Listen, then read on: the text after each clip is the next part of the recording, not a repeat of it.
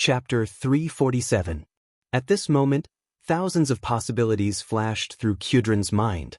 For a moment, Kudrin was almost certain that this was a conspiracy. The timing was too coincidental.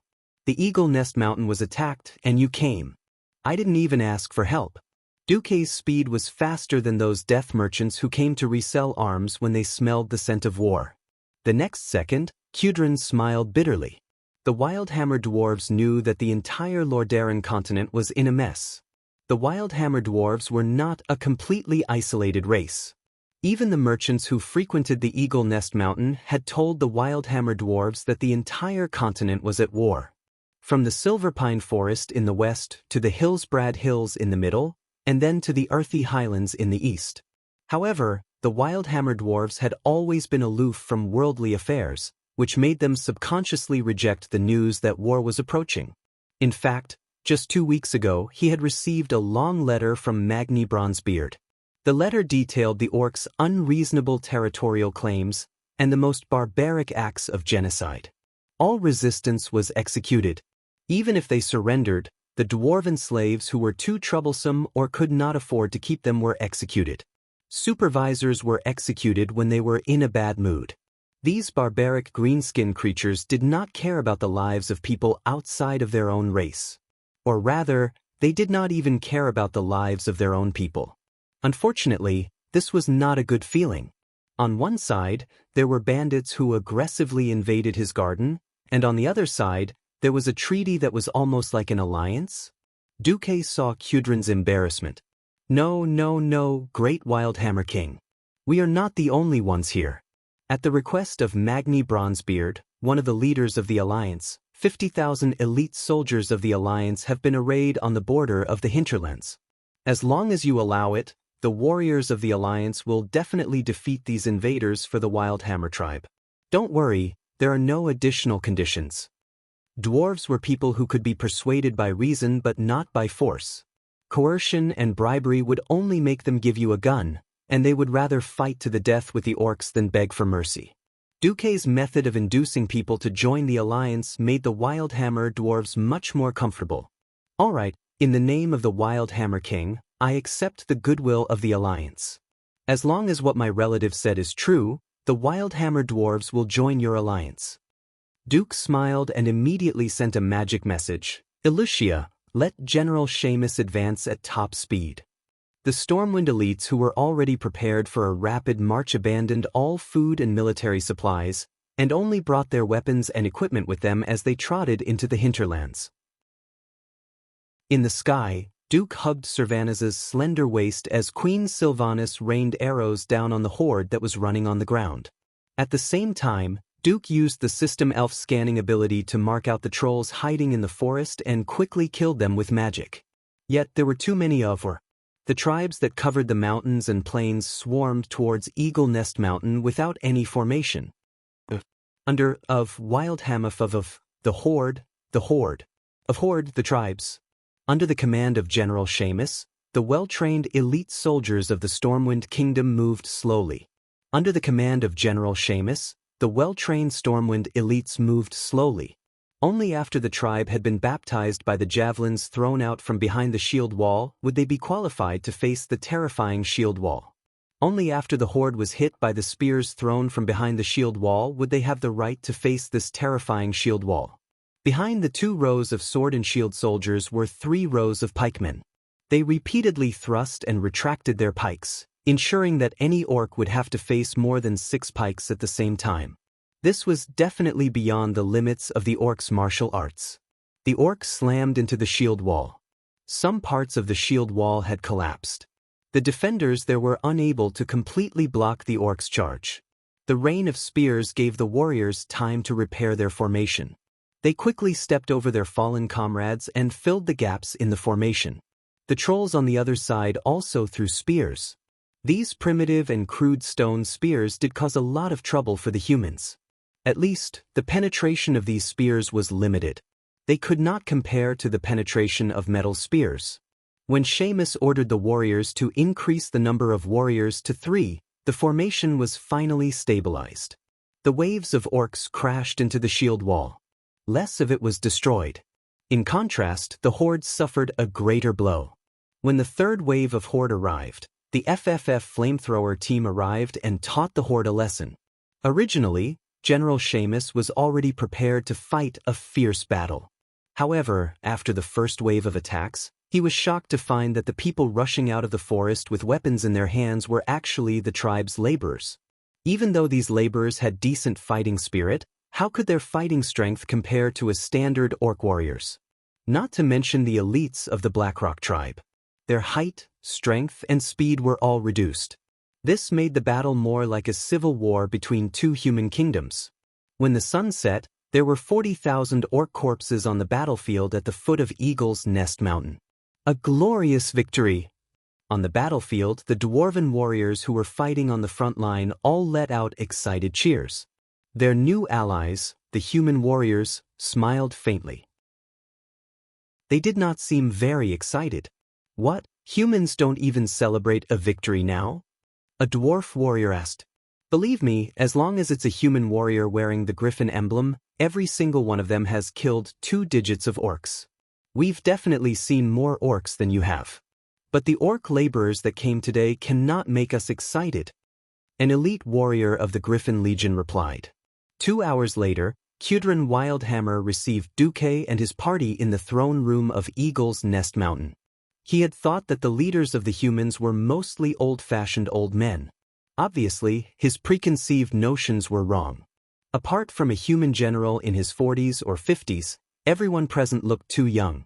Duke Marcus, a young man with a clean-shaven chin and a pair of deep black eyes, wore a blue and white mage robe. He was their commander. Then there was a fellow who gave off a gentle golden glow and called himself a holy knight.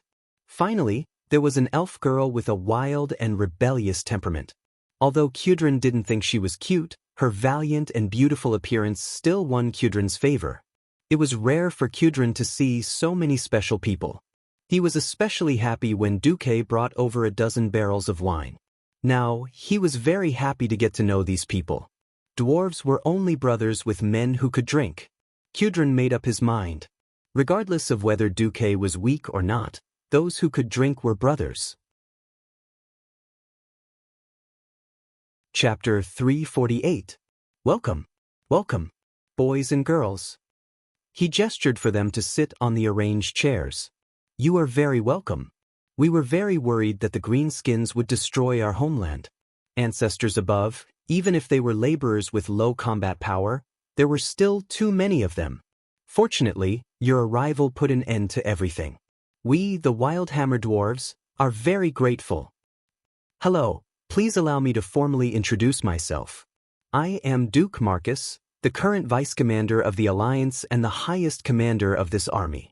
Duque patiently explained about the tribe, everything the orcs had done, and talked about the fate of Stormwind City.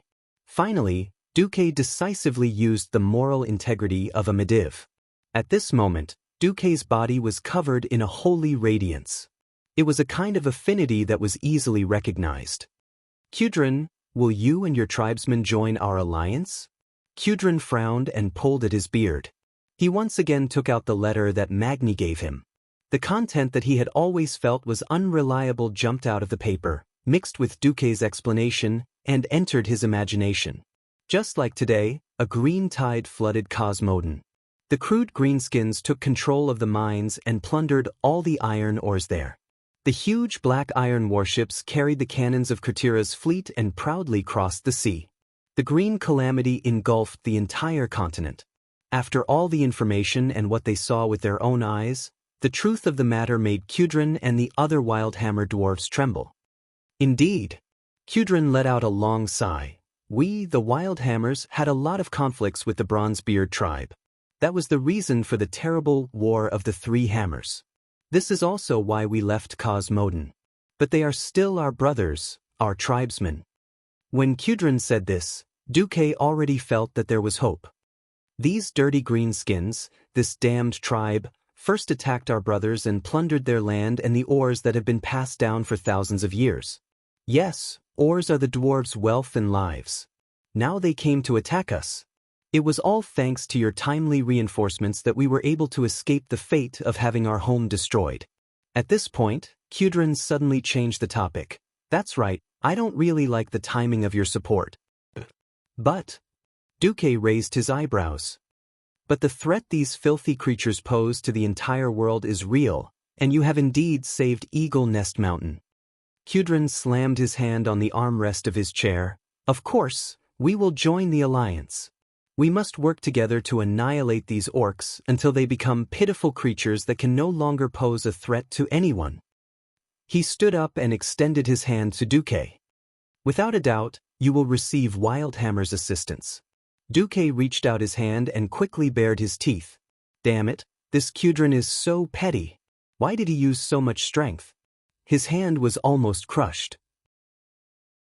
Kudrin suddenly laughed evilly, but the dwarves hate hypocrisy the most. There will definitely be Wildhammer's assistance, but how much more will depend on your ability? A certain Wildhammer king crooked his finger, and a group of short dwarves carried the wine that Duke had delivered and ran up to him, huffing and puffing. 10 barrels of wine were lined up in a row. Kudrin slapped one of the barrels. Come, don't play tricks. King against king, general against general. Every time we drink a glass, if you are drunk by me, I will give half of the Griffin Knights. If you have the ability to let me go, I will bring all the Griffin Knights with me. Of course, you have the right to refuse. At the end of the sentence, it was completely a threat. A pain-in-the-ass threat. Duque subconsciously glanced at the corner of his eyes. At this moment, the Stormwind General star was shining brightly. Gavin Raddoom, one of the 5 paladins of the first generation. Reginald Windsor, who would later become a marshal. Tom Seamus, who died in the original history but would definitely be one of the first to become a marshal after his resurrection. Now, all the generals simultaneously took a step back. Their movements were neat as if they had practiced it countless times. Damn, even if they don't have the spirit of brotherhood, there should be a pattern, right? Duque's eyeballs almost popped out. There is still one who didn't retreat. Before Duque's joy subsided, he immediately realized that the guy was Queen Sylvanas. Sylvanas raised his long golden eyebrows. His face clearly said, "What does it have to do with me when you men compete in drinking? Master, you can celebrate in peace. I will be responsible for taking you back to the bedroom to ensure that you will not do anything that will violate the alliance's etiquette and Duke identity." The little maid Vanessa, who rushed over to follow the army this time, made a proper lady's bow. But why are there dozens of coiled ropes hanging around your waist? Once I'm drunk, you will tie me up like a dumpling, right? Oh, are you the master or am I the master? At this time, Kudrin's image began to enlarge infinitely in Duque's vision. It was already bigger than the dwarf's avatar. That was definitely a demon king's body size and pressure. Kudrin stood up, pulled out Duque's hand with a serious, lying expression, held it, and stuffed it into a huge wooden barrel-shaped wine glass. It was filled with fragrant wine. As the king of Wildhammers, I represent the 50,000 compatriots of the Eagle Nest Mountain to thank you. To the friendship between dwarves and humans, cheers. He said a lot of words of thanks, but it actually meant only one thing. You damn brat, drink it. He only said this sentence, but it was enough. The group of bastards behind him also raised their glasses, to the alliance. Alliance my ass. In order to please the dwarves, I poured alcohol into the sweet fruit wine that the dwarves like to drink. Duque's face turned pale. What does it mean to be caught in one's own trap? If you don't seek death, why do I have to seek death for no reason? When Duque raised his glass with a bitter face, the demon king of the wine table, Kudrin, said, "I'll drink first, you take your time, but remember to be fair." After that, Demon King Kudrin drank at least 500 milliliters of the so-called fruit wine with at least 50% alcohol in 3 seconds. Great. This is King good wine. Hell, what I drank before was simply horse piss.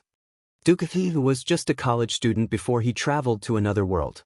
He had never entered society, and he was not a table warrior who had experienced the test of alcohol. Although his body was not bad after traveling to another world, it was only average without special training. Suddenly, Duque had to face the demon King Kudrin. Duque wanted to cry. Duque secretly cried in his heart, Why didn't I catch Lothar according to the original history? With Lothar as the scapegoat, it won't be my turn no matter what. Just as the wine entered his throat, a miracle happened. Chapter 349. The system elf appeared. Dear host, do you want to drink 1,000 cups without getting drunk? Nonsense. Do you have any good ideas? Physical ones. I can stimulate the growth of alcohol-dispelling enzymes in the host's body, making it harder for the host to get drunk. I can increase the host's alcohol tolerance by 5,000%, but at the cost of the host's stamina. Stop talking, let's do it. Less than 3 seconds after Kudrin finished his drink, Duke also finished his big cup with a gurgling sound. Come on. Who's afraid of you? Duque directly flipped the big cup over, and only a few drops of wine dripped down, indicating that he had drunk it all. For a moment, the crowd was in an uproar. Was Duque hiding his true colors? Or was he just acting rashly and showing his true colors later? Miss Ilyusha Barov looked at the huge wine barrel in confusion, as if she was tempted by the fragrance of the wine. Ilyusha waved her hand, and naturally, a dwarf maid helped to pour the wine. Ilyusha only took a small sip. At first, she felt that it was a little sweet, but in just a short minute, the overbearing alcohol spread from her stomach, and a warm current rose from her chest to her head. God, what wine is this? Ilyusha almost couldn't stand it. On the other side, when Kudrin saw that Duque didn't get drunk after 1 cup, the brute Hammer King was very unhappy. After all, he almost choked himself. He thought to himself, you can drink so much even though you're a pretty boy? Then why did you pretend that you couldn't drink just now?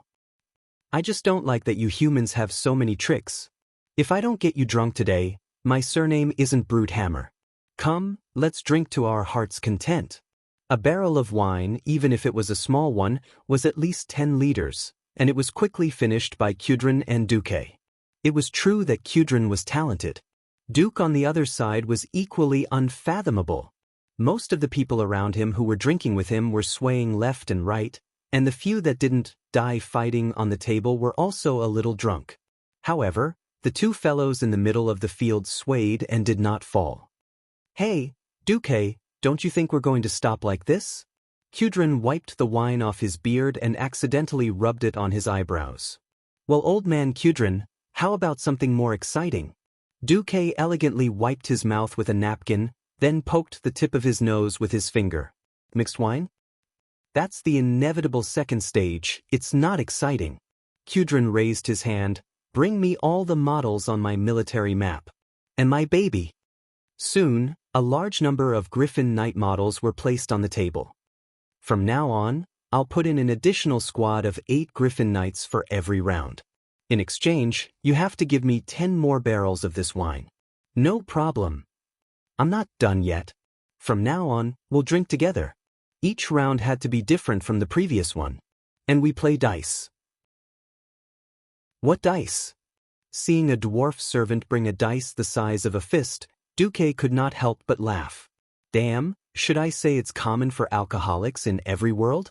He saw that each side of the dice had different contents written on it. On it were the words, as much as you want, 1 cup, 2 cups, and of course, the most terrifying one was the table clear. Now, there were at least 20 different kinds of wine on the table. At that moment, Duque's 100,000 alpacas were running wildly in his heart. He even wanted to die. 5,000% increase in alcohol-reducing enzyme sounded like a lot, but if he was weak, 5,000% was 50 times, and 50 times was only 250. 1 table clear was definitely enough to kill him. Hee, you can only drink 1 cup in each round, but drinking 1 cup is only considered as breaking even. You have to drink a different cup before you can throw the dice. The cup on the dice is what the opponent wants to drink. The opponent can only start their own round after they finish drinking. At that moment, Duque did not want to know anything. At that moment, he just wanted to make a phone call a mage to send a message to Lothar. If he died because of alcohol poisoning, would it be considered as a work injury? The cruel battle began. Duque attacked first. His face was dark, and after drinking 2 cups, Kudrin was only hit with, as much as you want.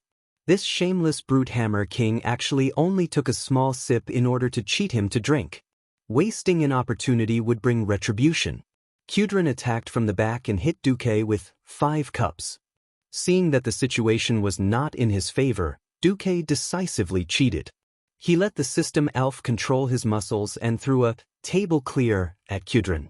However, life with cheats did not need to be explained. Kudrin actually did not fall. He actually did not fall. After the wine on the table was refilled, he very shamelessly returned a table clear to Duque. Duque was defeated. Just a little bit more. Looking at the system notification that said, "You still need 1% more alcohol before you will be completely drunk." Duke was stunned as he held on. He continued to cheat and returned another table clear. This time, the wine table demon Kudrin finally showed signs of not being able to hold on. He almost used all his strength to give Duque another cup. At that moment, the Alliance's wine table commander, Duke Marcus, with the most tragic expression, drank the cup of wine and then collapsed. The winner has been decided?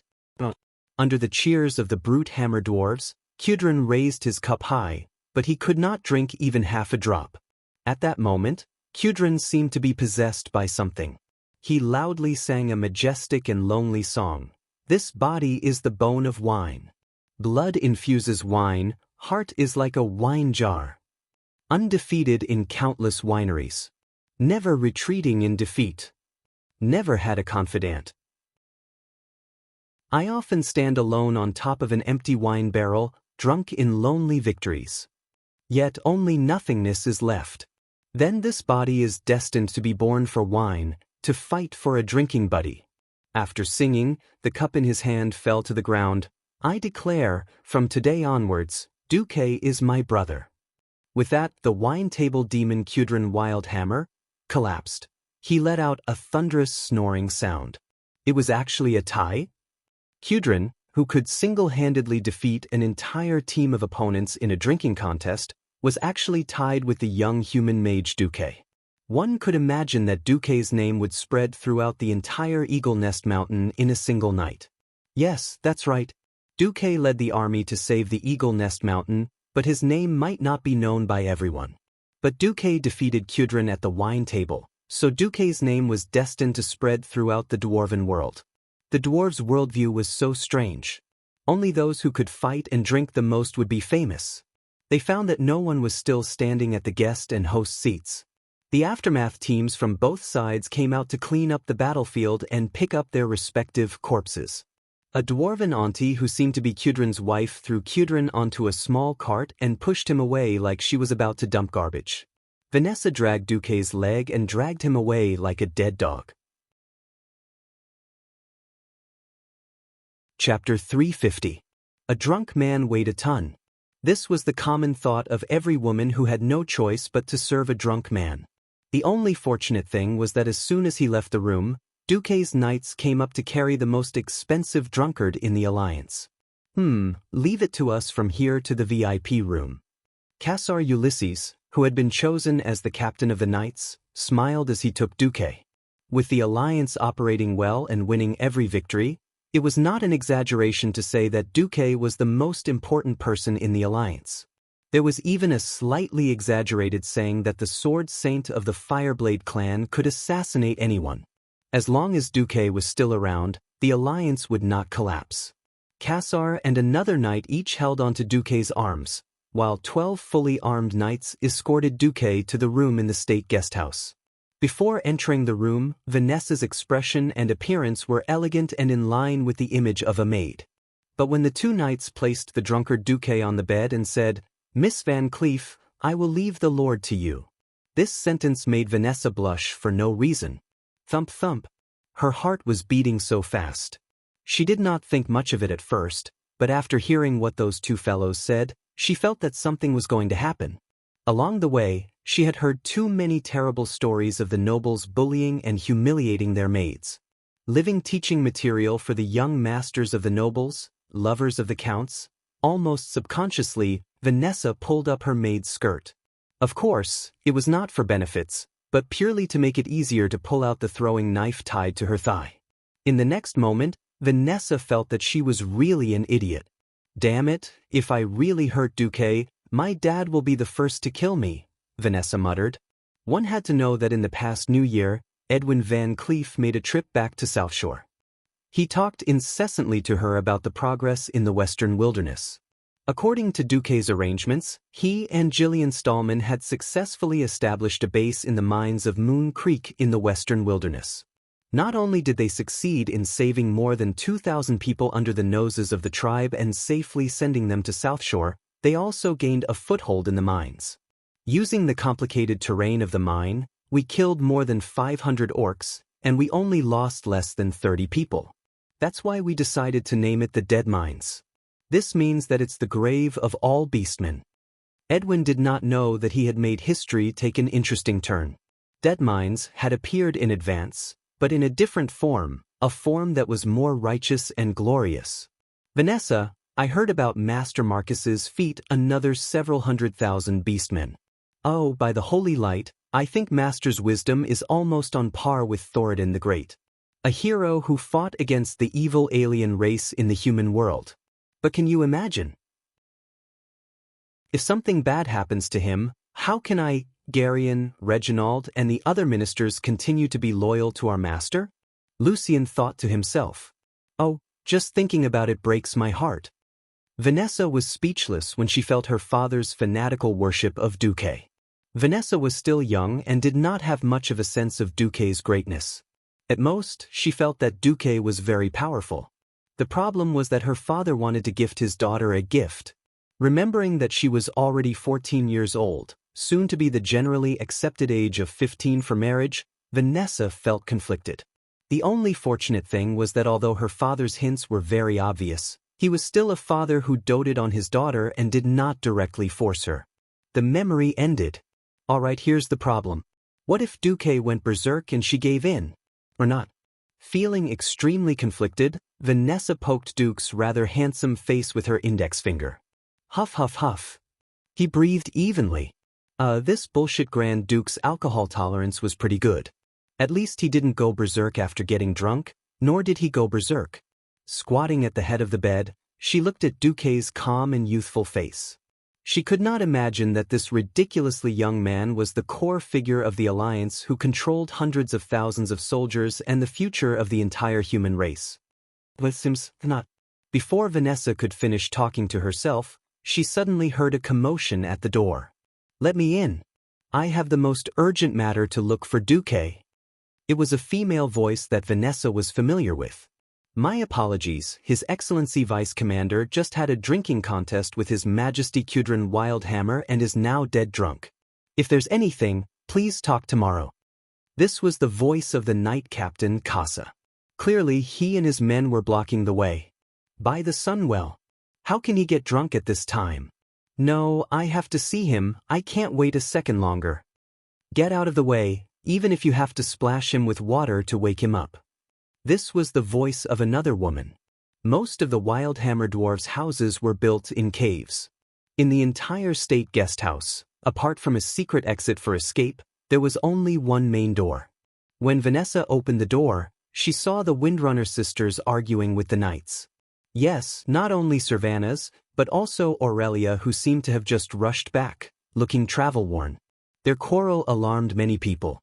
Gavin Rad and Reginald, who didn't drink much, and Alicia, who didn't drink much, came out. Looking at this scene, Alicia suddenly remembered Duke's shocking plan, and she had an epiphany. This situation is probably within your expectations, right? But have you ever thought that you will get drunk? Alicia gently brushed her black hair, the corners of her mouth curving into a cute smile.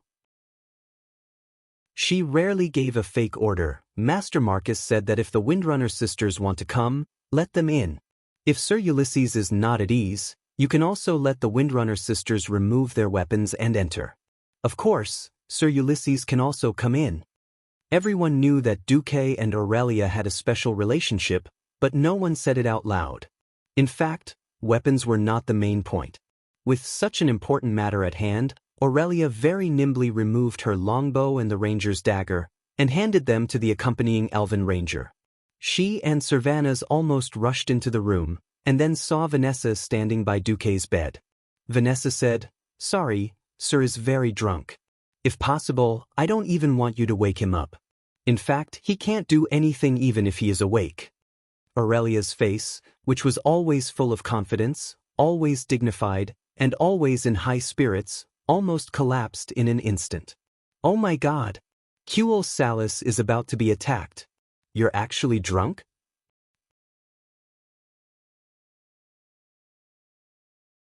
Chapter 351. It was a sense of despair, as if the sky was falling. At a time like this, every minute and second was crucial to their survival. Who would have thought that Duque, who was the key, would actually die from drunkenness at this time? Qul Salis? Even General Seamus, who had just rushed over, was a little confused. They had just driven the horde out of the hinterlands and made the Wildhammer dwarves' homeland safe. Did they just say that something had happened to Qul Salis? Duque did not tell too many people about his divine foresight. In the imaginations of generals like Windsor and Seamus, perhaps the horde would turn back to Hillsbrad? Or go directly to Lordaeron?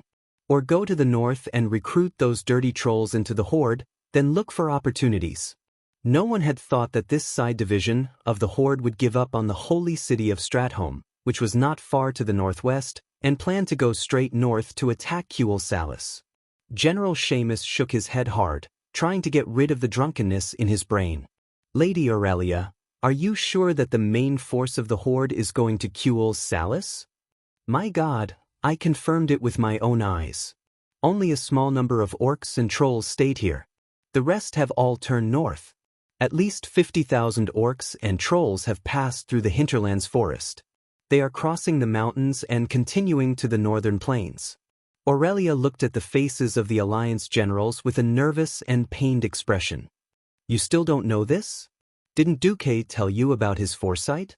For a moment, the Alliance, no, to be precise, the generals from Stormwind all had strange expressions on their faces. General Seamus, the commander of the Griffin Legion and the deputy commander-in-chief of the Alliance who was going to Eagle Nest Mountain, stroked his beard. First question. Since Lord Marcus told you about his foresight, and you left the Alliance early to warn Qul Salis, why didn't Qul Salis fight himself? As far as I know, Qul Salis could fight the trolls for thousands of years. It shouldn't be that he can't even stop 50,000 orcs, right? Aurelia's face instantly turned pale. She simply did not want to recall what had happened to her in Silvermoon City. That day happened to be the day of the meeting between the king and the Silvermoon Council. Aurelia barged in. Logically speaking, as a mere ranger general, she was not allowed to enter without being summoned. But her roar silenced the guard at the gate. Nearly 100,000 orcs and trolls are on their way to Qul Salis, and you want me to wait outside the door? She used her reputation and aura to overwhelm the guard. Under the protection of 4 royal guards, Aurelia barged into the meeting room. The decorations in the Silvermoon Council Hall were very beautiful. Between the gorgeous gold and the warm fiery red, there were tall white jade pillars and walls. Every decoration and curtain here was a priceless work of art. If any one of them leaked out to the human world, it would cause all the nobles to fight over it, and it would be auctioned off at an unimaginable price. Aurelia was not in the mood to appreciate it. She completely ignored the huge red kite shields of the 4 guards beside her, ignored the long double-headed scimitars in their hands, and did not have the mood to see how the Silvermoon Council, one of the rulers of the High Elves, reacted. Many of the rulers of the High Elves stood up from their chairs, surprised by her intrusion. From beginning to end, Aurelia's attention was only focused on one person, an Nastrian Sunstrider, the king of the High Elves. What's going on? Anastrian asked his chief guard. The chief guard looked embarrassed. He could only grit his teeth and shake his head. The High Elf King was already old, very old even for an elf. His long hair had turned white, and his skin was like parchment, like a piece of withered wood.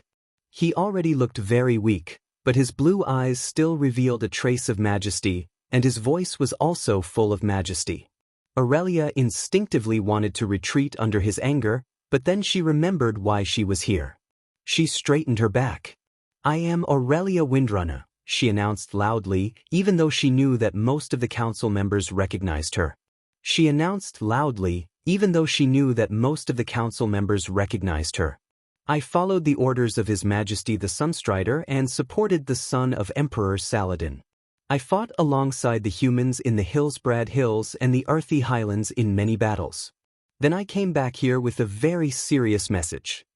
Aurelia tried to use the most serious tone to attract the attention of the council members. Unfortunately, she still frowned because she felt that the council members did not care. She could only bite the bullet and continue. The tribe that the humans warned us about is real and extremely powerful.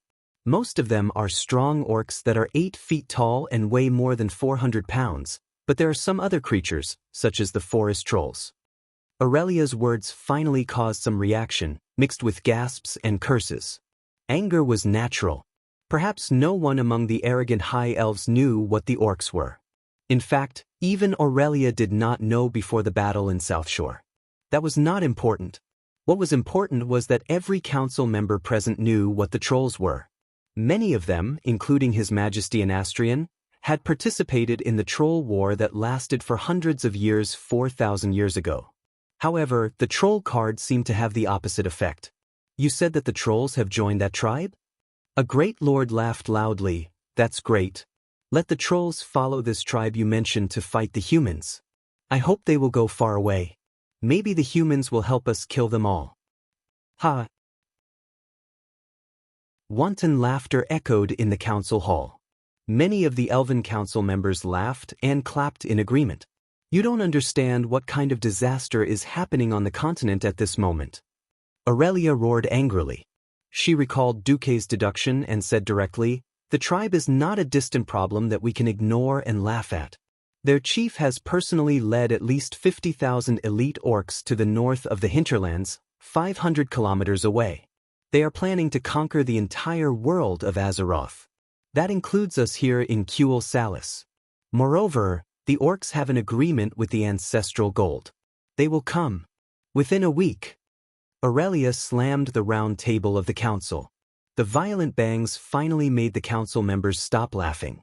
Then let them come. Another elven mage lord from Darkhan mocked. No one can survive after passing through the forest's runestones.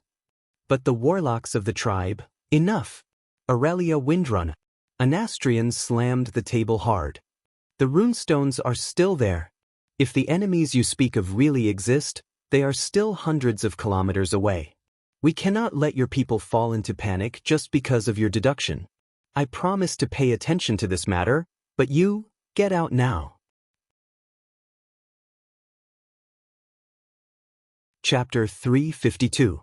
In the state guesthouse in Eagle Nest Mountain, in front of Duque's bed, Aurelia recounted her experience in Silvery Moon City in a voice that was close to tears. No one wanted to believe me. They blindly believed in the defense of Long Song Forest. They believed that the Beastmen would rather go to Stratholme and fight the humans to the death than believe that Orgrim would lead his army to Silvery Moon City. They even thought that I had been bribed by the humans and was deliberately spreading panic in order to force Kuel Salis to join the alliance. The Silvery Moon Council forbade all evacuation operations. The only thing I could do was to have my rangers step up their patrols at the border. Once upon a time, Aurelia had a unique glow around her. It was the glow of a warhorse that was eager to go on the battlefield. Now, Aurelia was like a defeated rooster. Not only had her beautiful feathers fallen, but she had also suffered a heavy blow to her heart. The saddest thing was not to perish because of the unknown, but because she knew that a tragedy was bound to happen, but she was powerless to stop it. Not to mention Aurelia, even Seamus and Windsor believed in Duque's calculations. Believing was one thing, and agreeing to take action was another. General Seamus pondered for a long time before saying, Lady Aurelia, I suggest that you don't make things difficult for Lord Marcus. How can you say that? Sylvanas almost wanted to punch Seamus in return. Seamus raised his hands. I have no intention of watching a tragedy happen. First, we have to be sure of one thing. If this tragedy does happen, it will not be on Lord Marcus or the Alliance. Do you understand? The Windrunner sisters' facial muscles twitched slightly. Their mouths moved for a long time before they finally nodded weakly. Secondly, as a general of the Alliance and a general of Stormwind, I object to Lord Duke Marcus leading his army into Cuel Salis before Cuel Salis asks for help from the Alliance. This is a matter of principle. Today, we can use the orcs as an excuse to send troops into the High Elven Kingdom. Tomorrow, another country can use the excuse of clearing out bandits to enter the borders of a third country. This is a very bad precedent. The faces of the Windrunner sisters turned pale. At this time, General Seamus added, "Of course, the final decision is in the hands of Sir Marcus. But before he makes his final decision, I will remind him once again that power and responsibility are equal." With that, Seamus saluted and left Duque's room. Not only him, but all the men also left the room. Only the drunk Duque, Vanessa, Lucia, and the Windrunner sisters were left. "Alright, we have to wake Duque up first." Sylvanas was about to say, "Boy," but she swallowed the second half of her words. However, her action was still not respectful at all, because Queen Sylvanas actually picked up a bucket of ice water used to chill wine. To her surprise, Vanessa pulled up her skirt and revealed the throwing knives. And Alicia's magic circuit quickly turned, condensing an ice cone suspended in midair. As the master's maid, although I don't like him, I can't let you do anything to the master. As half a disciple of Sir Marcus, I also can't allow you to disrespect the master. If it was any other time, Queen Sylvanas might have dealt with them. This was a sensitive time. A group of fully armed knights were listening outside the thin door. They would rush in at the slightest sign of trouble and chase the sisters out without hesitation. The worst thing was the relationship between Cuel Salis and the Alliance. Because he refused to join the alliance between the elves and humans had already regressed to the point where it almost existed in name only. Don't look at how these arrogant and valiant soldiers treated the Windwalker sisters with respect before. If something happened to Duke, they would be the first ones to react. Aurelia pulled her sister and bowed gracefully. "Sorry, we have no intention of hurting Duque. But the situation is urgent. I would like to ask, what do you allow us to use to wake him up?" "You can't hurt him." Vanessa replied immediately. "No pain." Lucia cared more about Duque from the bottom of her heart. The Windrunner sisters were dumbfounded. "I'll go first." Sylvanas walked over confidently and pinched Duque's nose. Duque stopped breathing. 1 second, 2 seconds, 5 seconds. Suddenly, Duque vomited. A large amount of sour and rancid vomit flew out of his mouth. Queen Sylvanas was startled and jumped away. Fortunately, there was a wizard here. Eluhia cast a small ice cone spell that lasted less than a millisecond, blowing Duke's vomit out of the bed and freezing it on the ground with ice elements. Vanessa glared fiercely at Sylvanas. "You are not allowed to touch him again." After saying that, Vanessa went to clean up the frozen vomit. Lucia gently wiped the corner of Duque's mouth with a warm towel, but her eyes were warning Aurelia. Illyria was helpless. Why did she have to run into such a thing? She could only walk over and sit by the bed, shaking Duque's arm. "Duque, wake up! Cuel Salis is really in danger as you predicted. I need your help to..." A dead pig was sleeping soundly. Aurelia was going crazy. She shook Duque hard, but Duque did not wake up no matter what. Vanessa put her hands on her hips. "According to my experience with my father's friends, Master will not wake up until tomorrow noon." Tomorrow noon? The main force led by Orgrim had already left for the northern part of the hinterlands a day earlier. The orcs were fast to begin with. Even if they immediately chased after them in the middle of the night, they might not be able to catch up. Tomorrow noon?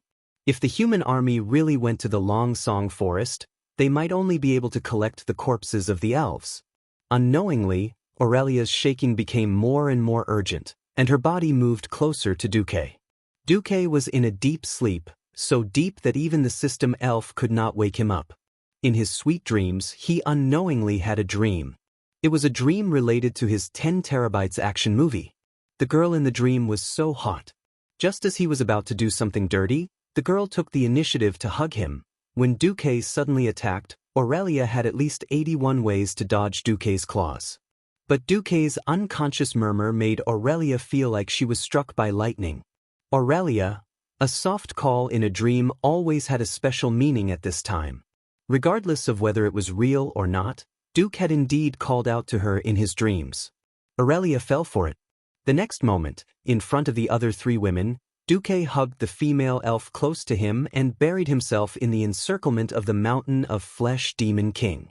The most dramatic thing was that because of the difficulty in breathing, Duque woke up. When most of Duque's vision was blocked by the mountain of flesh demon king, Duque opened his dog eyes and met Aurelia's emerald eyes. Chapter 353. There was a kind of awkwardness that was worse than death. There was another kind of awkwardness that was worse than death. Duque also wanted to confirm if there was a kind of love that was called letting go. Unfortunately, in this situation, it felt like he would die whether he let go or not. Since he was going to die anyway, Duque simply gave up on the treatment and let his face enjoy the shocking pressure of the mountain of flesh. At this moment, Aurelia's whole body was hot, and every inch of her exposed skin was dyed a beautiful red. It was very beautiful. The strange feeling of being stared at by 6 eyes almost made Aurelia go crazy. She had no idea how to deal with this situation. The more unexpected the situation, the easier it was for her to lose her mind. Aurelia made a very stupid decision: cover up and not admit it.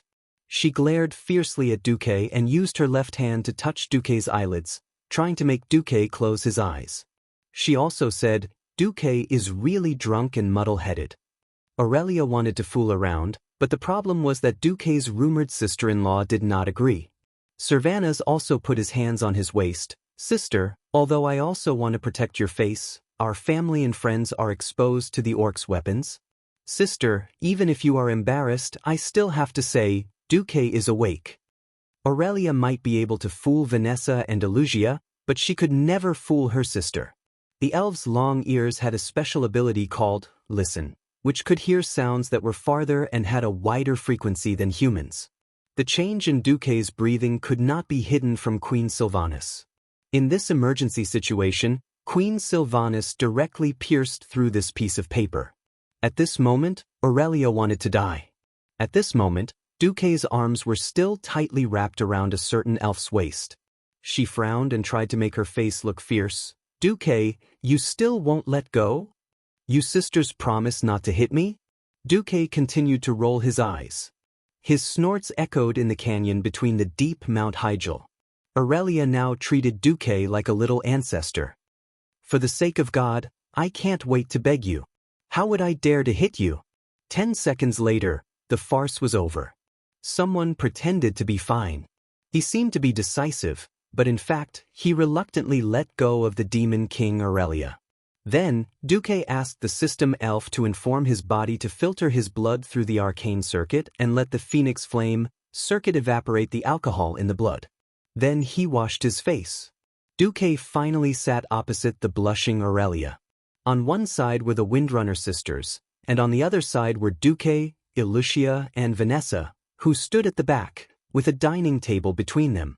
With Cervana's brief and concise explanation, Duque finally understood the current situation. "Duque, for my sake, send troops to save Cuel Salis, okay? Only your army can save my hometown."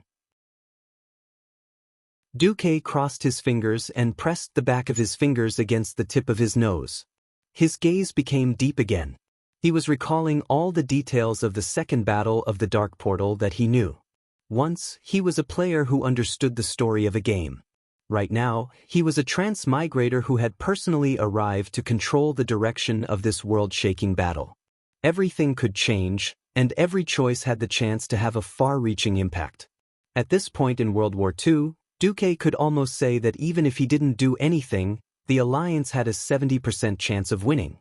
The problem now was no longer limited to winning, but the situation and layout after the victory. Once they entered the third battle of the Dark Portal, it would be the day of the rise of the Lich King. The entire North and Lordaeron continent would be smashed into pieces by the brainless Arthas. How much vitality could be preserved was the key. However, when he thought of the Silver Moon Council, the pig of the pig teammates, Duque had the urge to quickly kill them all. The Silver Moon Council was arrogant, deceiving the people and the king. They were a cancer in the world of the High Elves. Other than fighting to the death in the last battle, the Silver Moon Council was definitely a useless trash-level existence. Yet, dealing with them in advance was tantamount to dividing the humans and the High Elves. Duque pondered for a while and finally sighed. Seamus is right. Before we get Qul Salas's application to join the Alliance and a letter asking for help, the Alliance can't send troops. As soon as Duque finished speaking, the Windrunner sisters, who were already tearing up, stood up. Aurelia bit her lip hard, and blood seeped out of the corner of her mouth. She slammed the table. Duque, I was wrong about you. 30,000 elven civilians will die because of the wrong choice made by the Silver Moon Council and you. I hate you. Aurelia was extremely agitated, her chest heaving up and down violently. Duque was not in the mood to appreciate this stunning scene. Duque was also angry. Then what about me? Being biased and bringing the elites that Stormwind relied on to restore the country, just because of your request, illegally crossed the border, rushed into a forbidden country, and fought with the tribe. Then the Sun King said, I didn't ask you to come into our country, as if we were just watching a dog fight. You dismissed us with just one sentence? What Duque said was absolutely the truth. The key to Qul Salas's crisis was that the higher-ups of Silver Moon City were like **T. This was the arrogance of the High Elves that had been passed down for thousands of years. It had nothing to do with Duque or any other race in the world. Aurelia cried bitterly. She leaned on the table and wailed. The tears of a beauty always made people's hearts ache. Servanas clenched his fists and pursed his lips. He could not help but shout, Duque, my sister trusted you wrongly. Without the phoenix flame that she gave you, would you have the status you have today? Faced with Queen Sylvie's rebuke, Duque smiled sadly. Then I'll accompany you to the Long Song Forest as an individual. After I die in battle, I can return the favor to Aurelia, right? A cold wind blew through the room. For a moment, all the women in the room were stunned. The powerful Duque, who had the power to mobilize the troops of the 8 kingdoms, had a series of brilliant achievements, and carried the hopes of countless humans, actually had the courage to say such words. No one did not believe in Duque, because Duque's words were almost synonymous with fate. Suddenly, the door was knocked open. No. If you die in Qul Salas, what about the millions of soldiers and civilians in Stormwind who are waiting to restore the country? General Seamus roared. What about the private soldiers who trust you and are loyal to you? What about your followers? You don't even have an heir. Windsor also roared. The Windrunner sisters were dumbfounded. Chapter 354. It was as if they had sunk into an endless cycle. Aurelia could not stop the Sun King and the Silver Moon Council from courting death. The Alliance could not help even if they wanted to, because the elven higher-ups were blocking them. Similarly, no matter how good Duque was at fighting, he could not single-handedly take care of more than 50,000 elite orcs. Moreover, Aurelia discovered something else. It seemed like the strongest warlock of the tribe, Ghoul, Dan, had brought his trusted aides to catch up to Orgrim's troops on a red dragon. Ghoul, Dan was a powerful mage who could suppress the strongest human wizard Antonidas. Sending a Morningstar wizard like Duque would just be sending himself to his death. Even if Duque wanted to go, he would be completely opposed by the generals of the Stormwind faction. At this moment, Aurelia sank into despair. Sister, let's go. Since the humans are not willing to help, we have to go back ourselves. Sylvanas said with determination as she pulled on her sister's hand. Illyria, on the other hand, gave Duke one last pleading look. Duque took a deep breath. Actually, there's one last way. Once Duque said this, the entire place went silent. Every pair of eyes stared at Duque, and every heart stopped beating. Everyone held their breath. Speak. Aurelia was instinctively excited. Aurelia Windrunner, are you willing to be a patriotic traitor? Patriotic traitor? Be it Aurelia or the others, they were all confused by Duque's words. Duque said in a low voice, even if it's a lord, inviting foreign troops into his own country is a crime of treason. But you, Aurelia, you can be a traitor because of your patriotism, because you want to save the High Elves. Of course, there's a price to pay. What price? Aurelia's eyes brightened. I can take on the identity of a wandering duke and bring all my private soldiers to be hired by you, Aurelia Windrunner. The problem was that everyone knew I wasn't short of money. Therefore, the price is, after this battle, you must take at least 1,000 of the Windrunner family's elites, give up Qul Salus's position and become my vassal, Duke Marcus's vassal. As soon as Duque's voice fell, everyone was stunned. In the next moment, everyone began to ponder. It seemed like it was indeed feasible. First of all, Duque was not a king. His status wasn't so high that he couldn't be fooled no matter what. It wasn't wrong to say that Duque was a wandering duke. Stormwind had been destroyed. A country without territory would not be recognized. Didn't you see that after Duke Fairville left Cultivation, he was just a pirate leader? Who would really recognize him as a duke? Secondly, even with his so-called private army, the strength of Duque's subordinates was quite shocking. Apart from the basic 10,000 private soldiers, Duque also had a group of mages. Moreover, it would be difficult to fool them. Finally, there was the price. From a legal point of view, even if Qul Salus joined the alliance, someone had to take the blame for this kind of thing. Everyone knew about the ambiguous relationship between Duque and Aurelia. The problem was that if Duque really wanted to marry Aurelia, it would be super troublesome. The union of a duke from another country and General Qul Salus must be approved by the Sun King and the Silver Moon Council. When that time came, it was really unknown what kind of trouble Duque and the Windrunner family would be in. Duque took this opportunity to pull Aurelia out of it, killing 2 birds with 1 stone. Moreover, there were 1,000 of the strongest elven rangers on the continent. It was precisely because of these conditions that Duque's deal would not seem to be a loss in the eyes of all the nobles. Otherwise, the nobles would only think that Duque was an idiot. If the Sun King really wanted to pursue the matter, no one except Stormwind would protect Duque. At this time, Aurelia fell into infinite entanglement. A patriotic traitor in exchange for the survival of tens of thousands of his compatriots. Aurelia's conscience and affection for Duque instantly prevailed in both rational and emotional aspects at the same time. Duque, I can personally promise you. But I can't give a definite answer on behalf of the rangers of the Windrunner family. 1,000 rangers, not one less. This is a matter of attitude. Unexpectedly, it was Lucia who bargained for Duque. Duque was stunned. What surprised Duque even more was yet to come. I know my brothers and sisters. There can't be 1,000 rangers of the Windrunner family who are willing to give up their homeland. 300 is already the limit, Servanas interrupted. Lucia was anxious.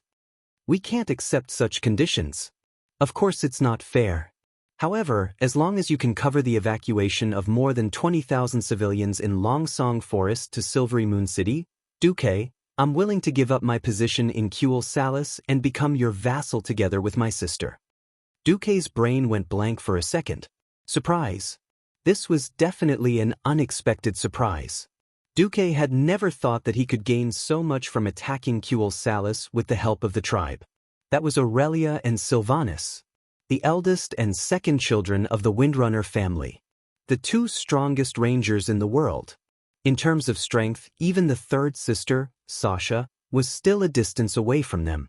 Not to mention, in the original history, one was a great hero in Stormwind City's King's Valley, and the other was a queen who could summon wind and rain in the tribe, and even become the chief of the tribe in the distant future. Damn it, this was really a big win. If there weren't so many people watching, Duque really wanted to immediately shout, I've tricked Aurelia and Queen Sylvanus into my hands. At this moment, Duque finally felt a sense of pride for completely changing history. No matter what, as long as he passed Qul Salus this time, then there wouldn't be another Sylvanus who died in Silvery Moon City. And there wouldn't be another forgotten queen in the future. The forgotten ones? But I'm a living person. I don't care how those bones die. Lucia originally wanted to fight for more benefits for Duque, but seeing Duque's excited eyes, she quietly retreated to the side of Duque's body. Similarly, Seamus and Windsor didn't want their boss to go so far away to be a mercenary.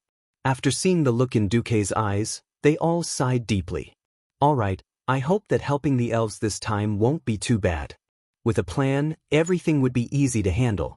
When Duque woke up King Lang overnight with a magic message and explained the seriousness of the matter, Lang gave Duque and Aurelia a surprise. If some of the Griffin Legion soldiers are willing to become your private soldiers, I can't stop them. Sometimes, nobles like to secretly increase the number of their private soldiers, but the king can't find out, so it's not against the rules. However, in the future, there will be many elites from the Griffin Legion on the battlefield. Chapter 355. A king's speech was often a form of art. Some words could not be said directly. In any case, Duque, Aurelia, and Seamus understood. Seeing Seamus silently request the dwarves to forge 20,000 Duque private soldier badges, Aurelia held Duque's hand at some point. She knew very well that Duque had used his connections to the extreme. Everyone knew that in all of Stormwind, apart from the Royal Knights under Lothar's direct command, Seamus' Griffin Legion was the best fighter. The former could fight, but there were too few of them. The latter was the true main force of Stormwind. After repeated expansions, the Griffin Legion had expanded to a huge army of 20,000. The core was still the Griffin Legion that had retreated from the Redridge Mountains to Stormwind City. These warriors who had gone through many battles were the foundation of Stormwind Kingdom's revival, the cream of the army. Now, with a single request from Duque, Lang allowed him to get them to pretend to be private soldiers. Moreover, 30,000 soldiers was the limit of a Grand Duke's strength. Not breaking the rules was better than breaking the rules. Perhaps it could be explained as a strategic need, but no one could ignore the huge risks they had to bear, as well as the almost unbearable camaraderie. It was impossible for a friend to gamble the future of a kingdom with millions of people to save tens of thousands of his own people. Loyalty and camaraderie had always been difficult. According to Duque, accompanying her to death was already doing his part as a friend. Pulling 30,000 elites could only mean one thing. She, Aurelia, had long surpassed the definition of a friend in Duque's heart. At some point, only Aurelia and Duque were left in the room. Suddenly realizing that her hand was still on the back of Duque's left hand, Aurelia felt awkward and didn't know if she should pull her hand back. After hesitating for 2 seconds, Aurelia still pulled her hand back. Who knew that at this moment, Duque would grab her hand? In terms of reaction time, Aurelia was 9 blocks ahead of Duque. If a high-level ranger didn't want to be caught by a mage in close combat, there were at least 3 ways to do so. Aurelia's hand was grabbed, which only proved one thing.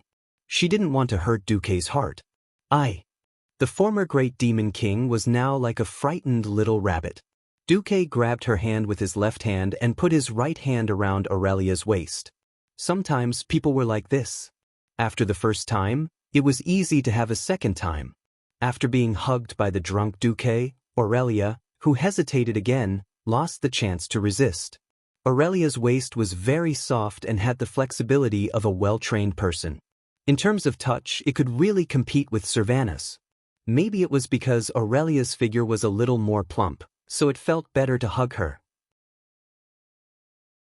It was a kind of comfortable feeling that even though she was healthy and beautiful, he still felt like his hands would melt if he hugged her. She realized that Duque was probably going to make things clear. Aurelia quickly took 2 deep breaths. Sorry, I'm not ready yet. If a high elf wants to mate with a human, it means that she has to be prepared to face endless loneliness after 100 years. I'm not ready yet. Hearing this, Duque couldn't help but laugh. He had taken it for granted. The high elves boasted of eternal life, but in reality, it wasn't. 10,000 years before the war between humans and orcs broke out, there was only one huge land in the world of Azeroth surrounded by endless oceans, Kalimdor. Many different races and creatures lived on this land, fighting against the harsh natural environment. In the center of this dark land was a lake full of mysterious energy. This lake was called the Well of Eternity, and it was the source of magic and natural energy of the entire world. While absorbing energy from the endless darkness outside this world, the Well of Eternity continuously released energy to the entire world, providing nutrition for all kinds of creatures in the world. This attracted the attention of the demon king, Sargeras. This was the invasion of the Burning Legion 10,000 years ago. Later on, due to the aftermath of the war, a series of magic reactions interfered with the energy of the well, causing a huge explosion. This led to what later generations would call the Cataclysm.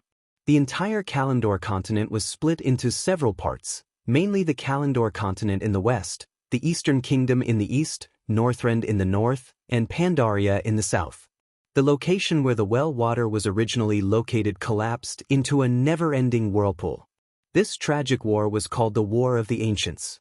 Because of Illidan's selfishness, he left behind a small bottle of well water from the Well of Eternity and once again artificially created a Well of Eternity. As long as the Well of Eternity existed, the Burning Legion would not give up the idea of conquering this world.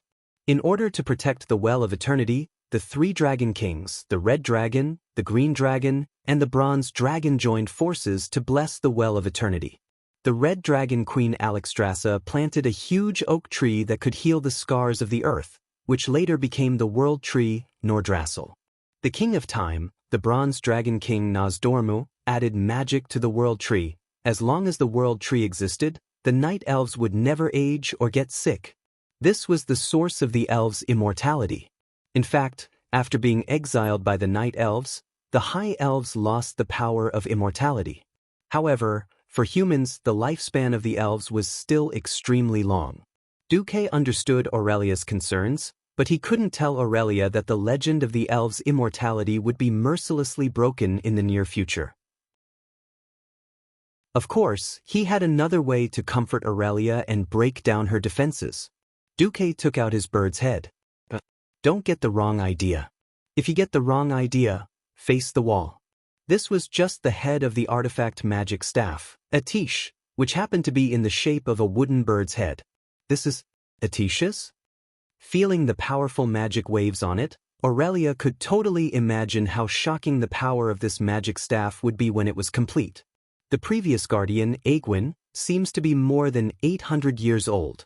Duque seemed to be saying something irrelevant, but he was actually reminding Aurelia that he, who had obtained the inheritance of Medivh, actually had other ways to obtain immortality. Aurelia's face instantly turned red. If it was said that she was unwilling to break down her defenses before because of her lifespan, then now, under the premise that both of them had almost endless lifespans, all the obstacles that she had set up were not valid. Actually, Aurelia was completely confused. Facing Duque's gradually approaching face, she was completely at a loss. Duque gave her a light kiss on her smooth forehead. Gazing at Aurelia's emerald eyes, Duque smiled suavely. I know, you are thinking about your brethren and have no time to be distracted. But after that, Aurelia ran away as if she was flying.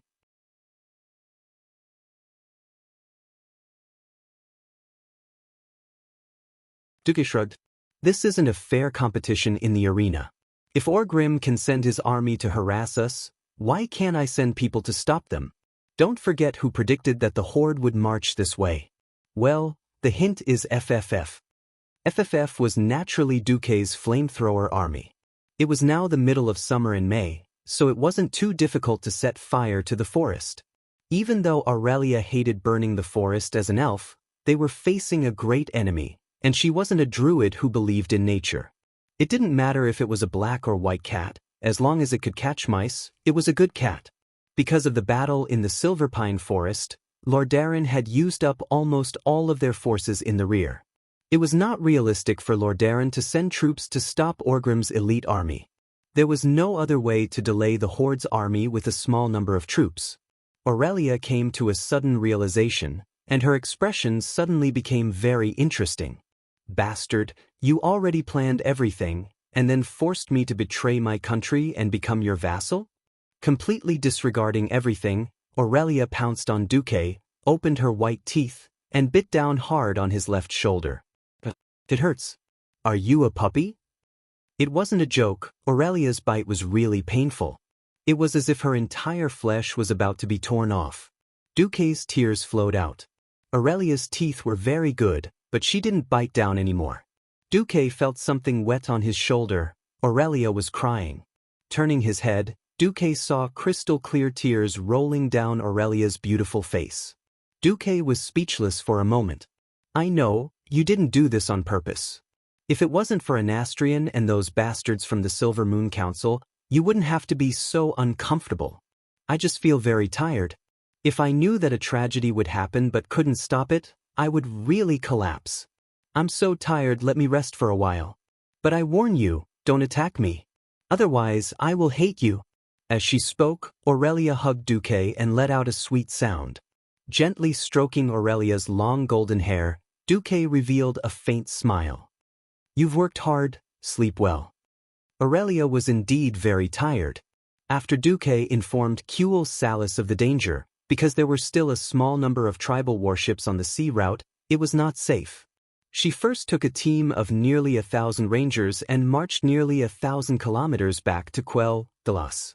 After warning her motherland and realizing that it was useless.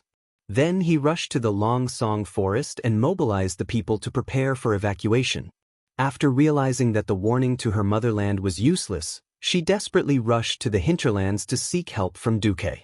Ever since Duque arrived at the Earthy Highlands, Aurelia had not had a good rest. Now that she was finally relaxed, she naturally slept like a log.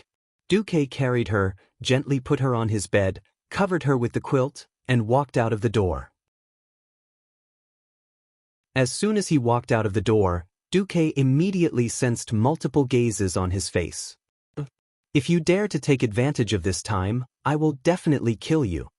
Queen Sylvanas left a harsh remark and then left. Duke didn't reply. He stared blankly for 2 seconds as Queen Sylvie turned around and left. Then he rubbed his nose. I knew you were eavesdropping.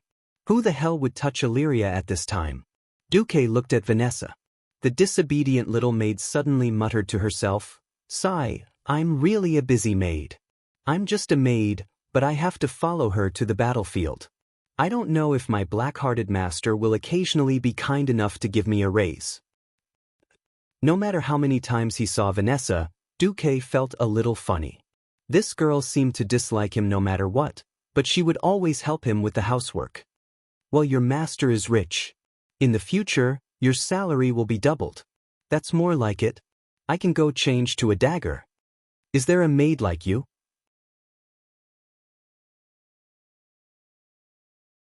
Chapter 357. Duque, Master, I have to go prepare as well. Ilycia also stood up and bowed.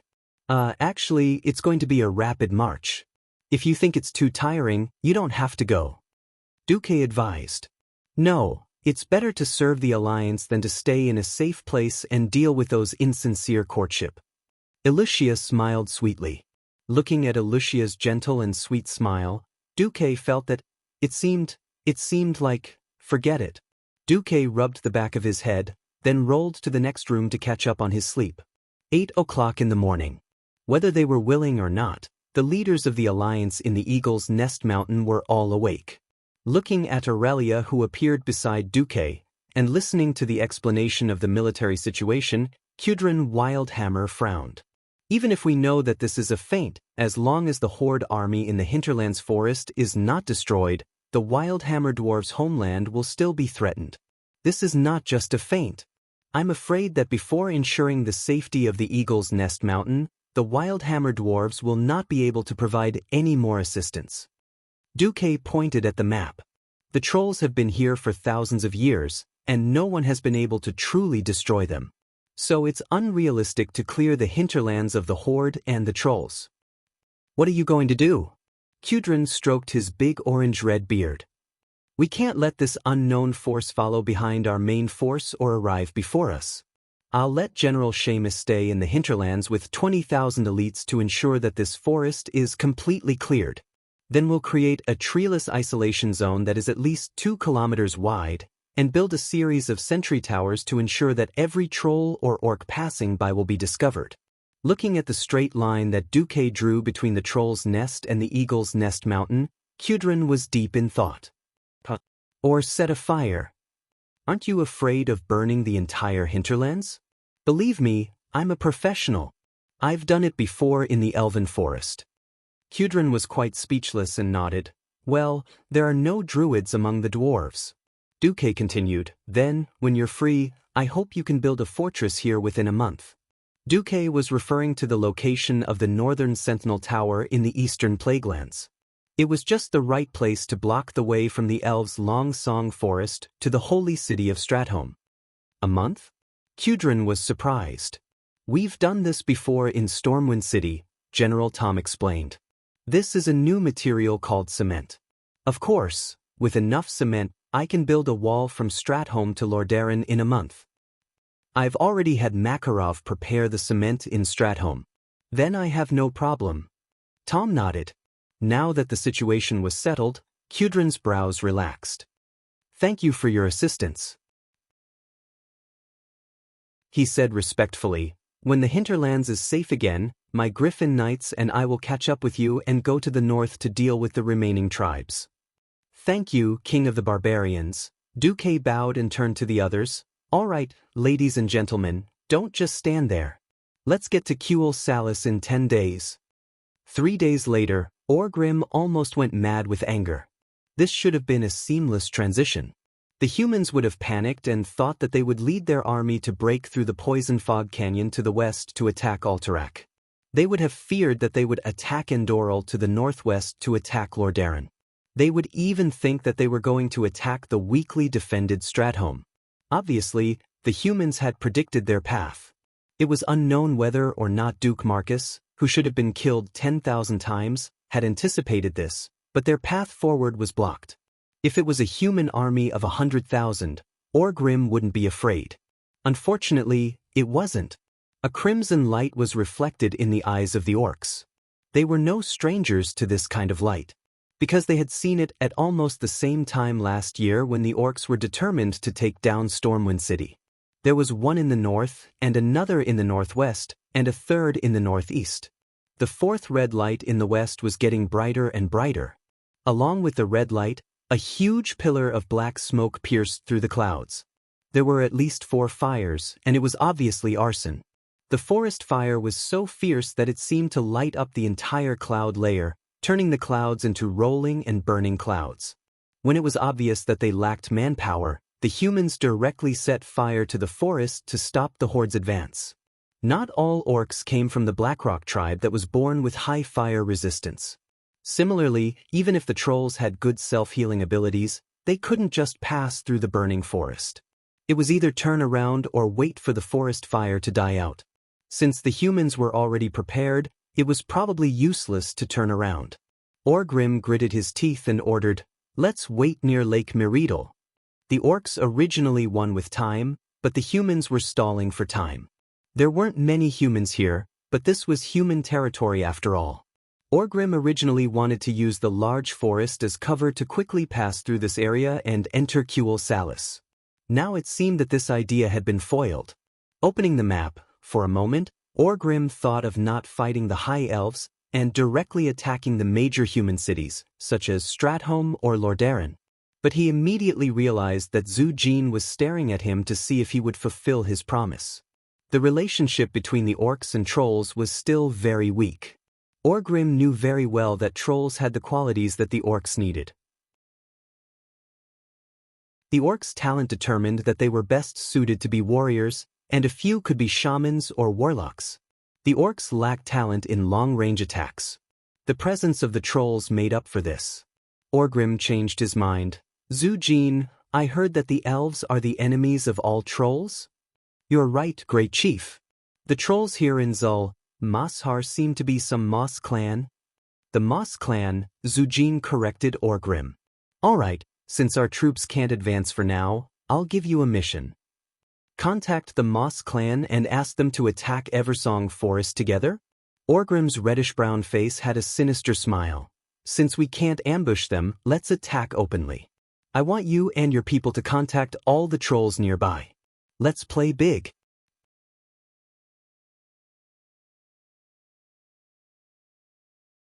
Chapter 358. The night was peaceful, peaceful, and peaceful. The forest that had been burnt to a crisp was as silent as a graveyard that could bury everything.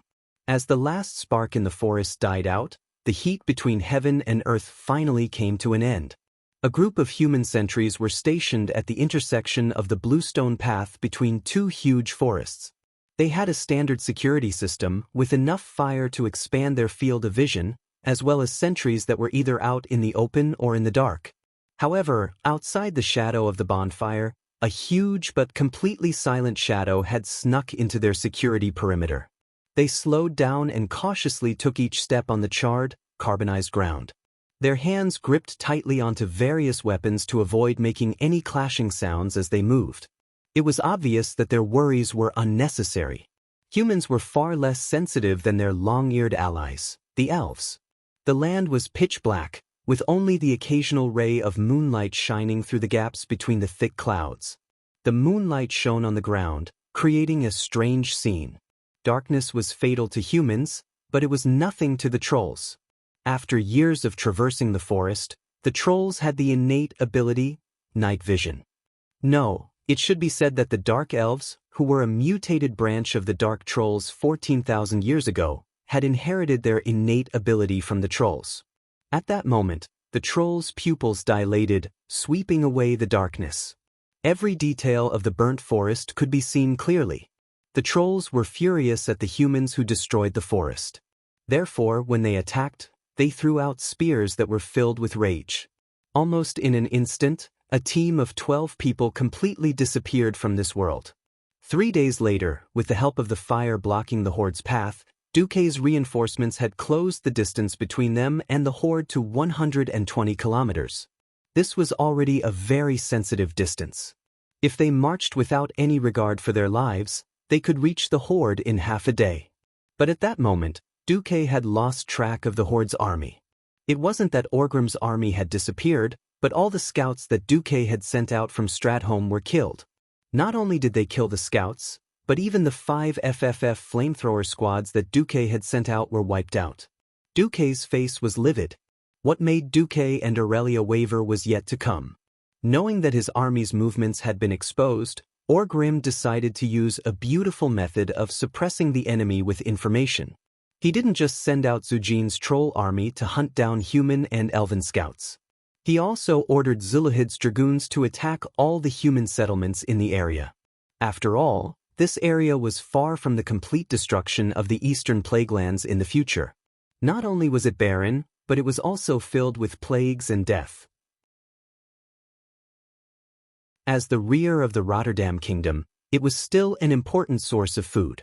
With most of their forces deployed to defend the borders of the Silverpine Forest, the Stratholme region, which was supposed to be the rear, was really empty.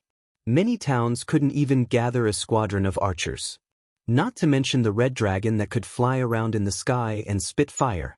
All of a sudden, the cities were in danger. The nobles of Maris Farm, Darrowshire, Stratholme, and other places all asked for help from Rotterdam. King Terenas, who was under great pressure, immediately threw stacks of letters to Duque. It made Duque want to die when he saw the magic letters. Orgrim is going to attack Stratholme? Windsorest? No, this is just a smokescreen. Duque was very sure. If Orgrim dares to attack any human city before attacking Kuel Salis, I bet that the troll leader, Zujin, will definitely leave with his people. The problem is, no king in the Alliance knows the trolls like you do, and even knows who their leader is. Or, they know that you are right, but because of the pressure from below, they have no choice but to put pressure on you. Duque couldn't help but smile bitterly. Reggie, now you know that it's not easy to be the vice commander of the Alliance, right? Windsor nodded. I have to admit, Orgrim did a great job this time. Now the arrogant Silvermoon Council believes that the Horde is going to take care of Rotterdam. And Rotterdam can't wait for the Horde to leave. It doesn't matter if we fight the elves or jump into the sea, as long as we don't wander around their land. So, we can only rely on the two ladies, Windrunner? Yes, let's set up camp. Since they had fewer soldiers than the Horde, Duque didn't dare to advance recklessly. He could play with the elves and attack the Horde from the front and back. Once they were ambushed, it would only be a matter of minutes before they were destroyed. He couldn't afford to gamble. On the other side, In the name of the silver moon, where are they? Aurelia held a long, thin sword in her hand as she ran in the forest. The leaves and branches made her look a little blurry. The few rangers had fanned out in all directions to expand their scouting range. However, when Aurelia found out that the trolls were their enemies, she hoped that they wouldn't break into the trolls' encirclement. She hoped that she or Sylvanas would find these evil green-skinned creatures first. Aurelia was confused again. Her logic and emotions told her that Duque's deduction was correct. In fact, it was because Aurelia obeyed and followed his arrangements that she would cross the mountains to search for the horde. On the other hand, she couldn't help but think that if she hadn't come to Long Song Forest for help, she would have been able to face the invaders with her family and her compatriots and fight against the evil together with the orcs and trolls. It was a very contradictory feeling. She knew that Duque wanted her to separate from Kuel Salis for some special reason, but she couldn't give up her country and people. After all, this was the land she had lived and fought for thousands of years. Aurelia was very conflicted. At this moment, she suddenly heard a whistle in the wind. It was her sister calling her. Aurelia quickly rushed over. It was a fork in the forest. This was not a traditional path for people to walk, it was more like a path for animals. However, this path had a special meaning for the trolls. The trolls liked to use this kind of fork to announce important things. For example, this was a withered troll corpse hanging at a fork in the road.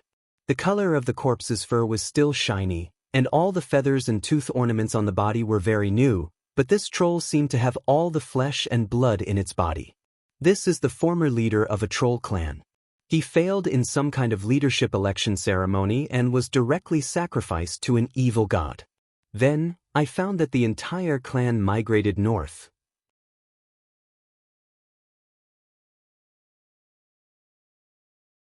Chapter 359. Listening to the Windrunner sisters' report, Duque looked at the military map and rubbed his chin in thought, all the way to the north. Orgrim is amazing, Windsor, who had also seen through Orgrim's plan, sighed. Since we know the horde's target is Kuel Salis, we should hurry and get ahead of the horde. Sylvanas slammed the table. As soon as she finished speaking, she realized that everyone else had an expression that said, "You're right, but it's meaningless." Aurelia shook her head. That's why Orgrim is so smart. If we can't figure out where the horde's main force is, we might be ambushed while we're marching. The horde's army is far stronger than ours. If we're ambushed, everything will be over.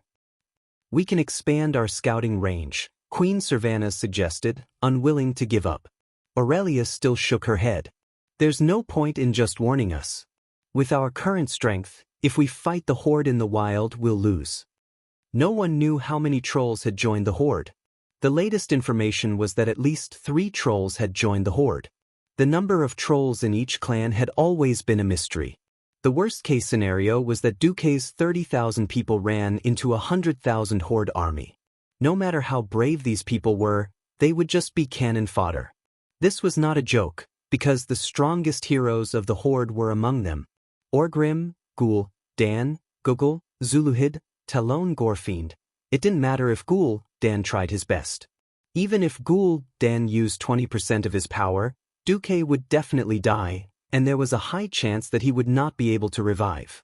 After all, Ghoul, Dan was an expert at using forbidden death magic. Duque did not want to be captured and turned into a ghoul or a frost lich when he finally succeeded in seducing Aurelia. Then I'll call the Windrunner's rangers back? Sylvanas said unwillingly. Duke continued to shake his head. Let's not talk about the chances of you winning against the trolls who are also adept in jungle warfare. Just the loss of stamina and energy from this round is enough to put you at an absolute disadvantage. Even if you kill all the elites of your family, you won't know where the main force of the tribe is. Windsor gritted his teeth.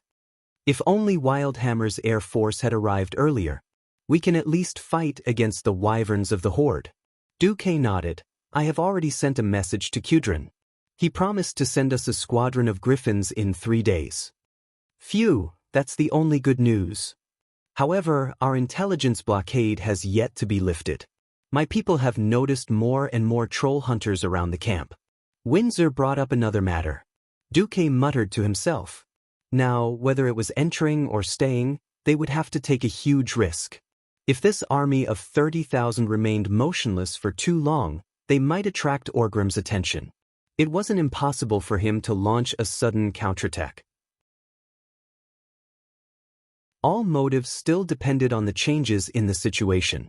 Once he was close enough to the main force of the horde, Orgrim would definitely not mind eating this human's tail. Let's retreat to the foot of the mountain near the hinterlands first.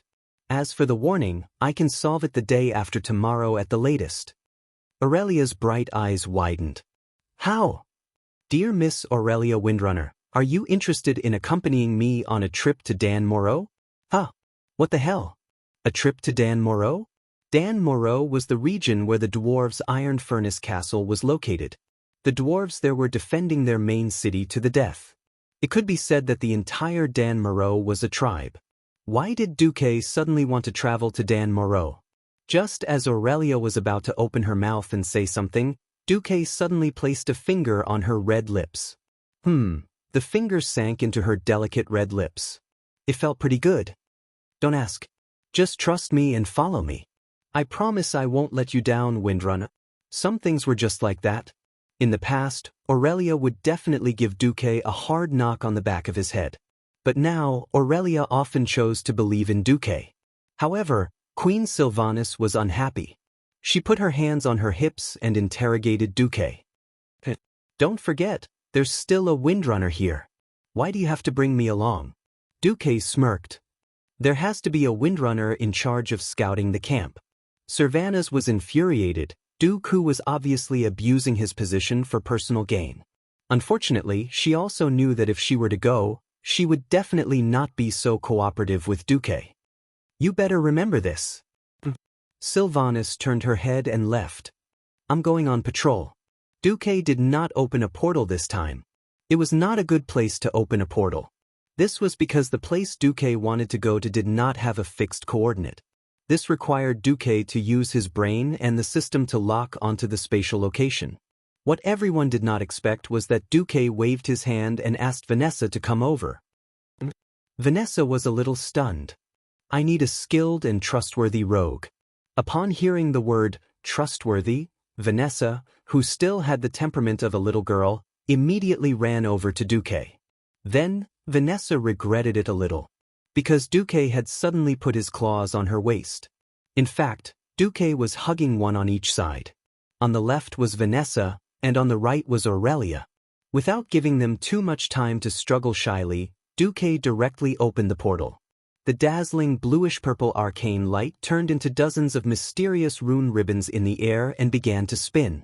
As a large amount of arcane energy overflowed, the two girls suddenly felt that their surroundings were a little blurry and unreal. A small hole was torn in space, and instantly, an unstoppable force sucked them in. Aurelia, who was experienced and knowledgeable, was slightly better. Little Vanessa was so scared that she hugged Duque tightly. Only then did Duque realize that Vanessa had already developed so well. Without saying anything, he directly injected the moral integrity of a Mediv into himself. At the very least, he would not make a fool of himself. This was not a traditional teleportation. The teleportation between the main cities of the major kingdoms had relatively fixed spatial coordinates and a stable spatial structure. This was a teleportation that temporarily locked onto a target, so it was more laborious.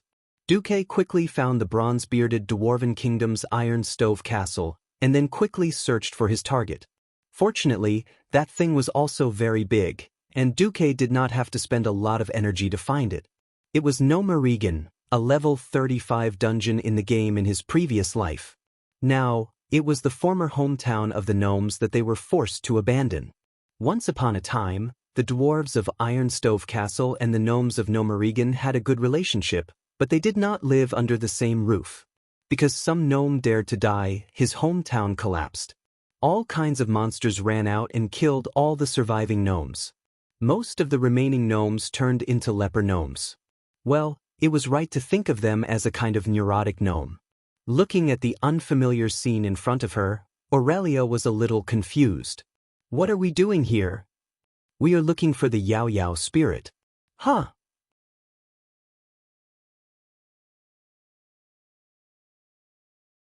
Chapter 360.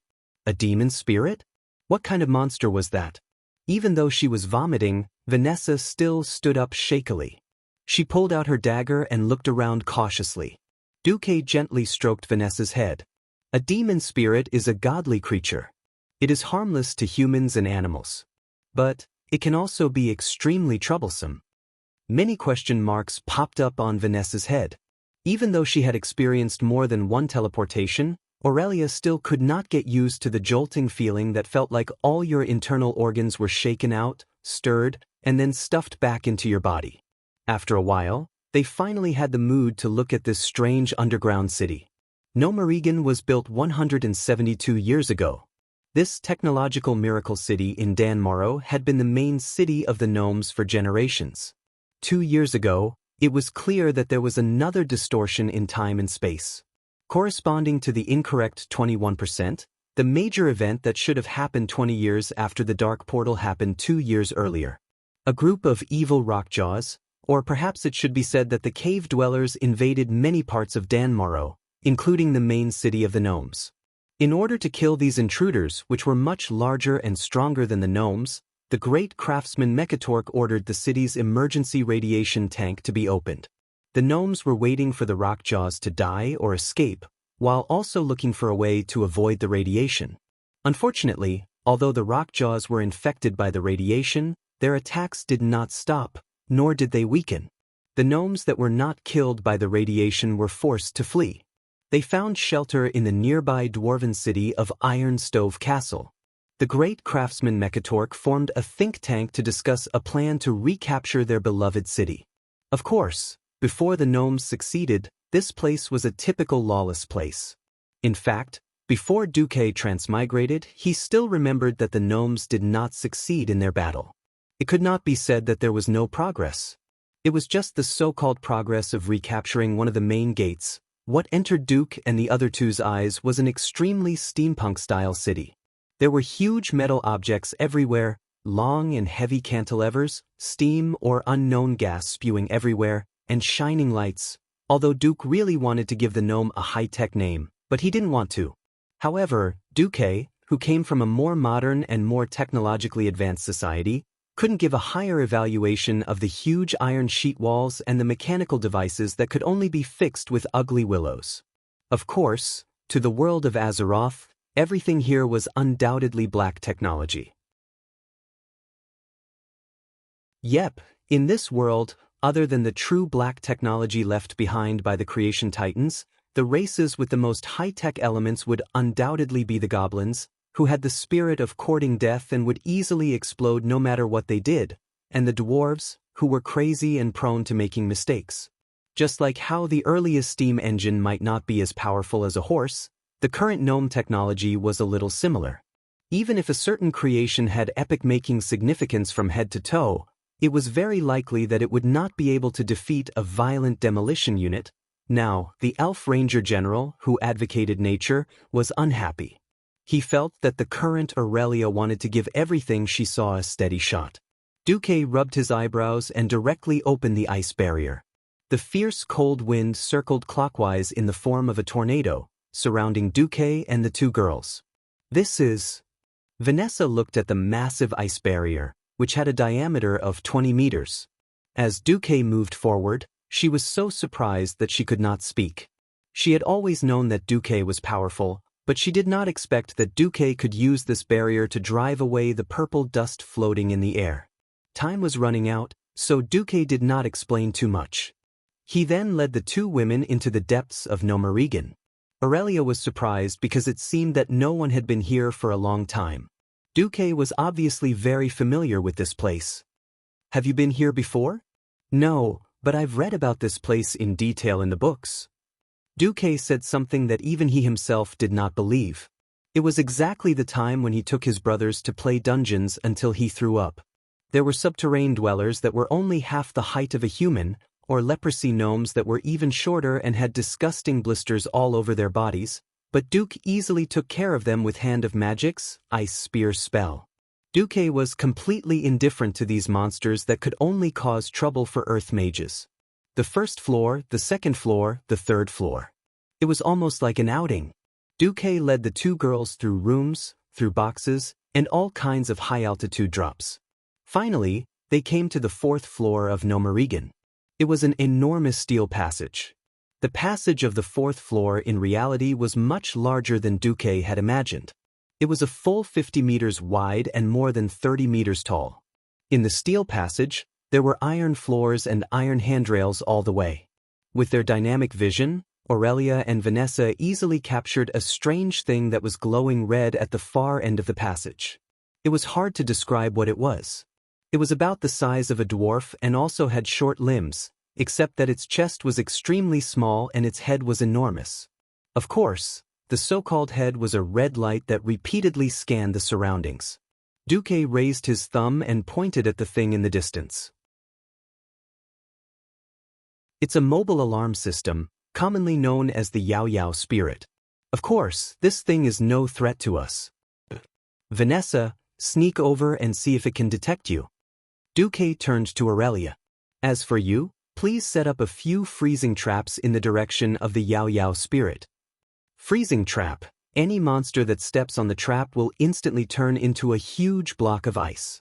It will be immobilized for a short time.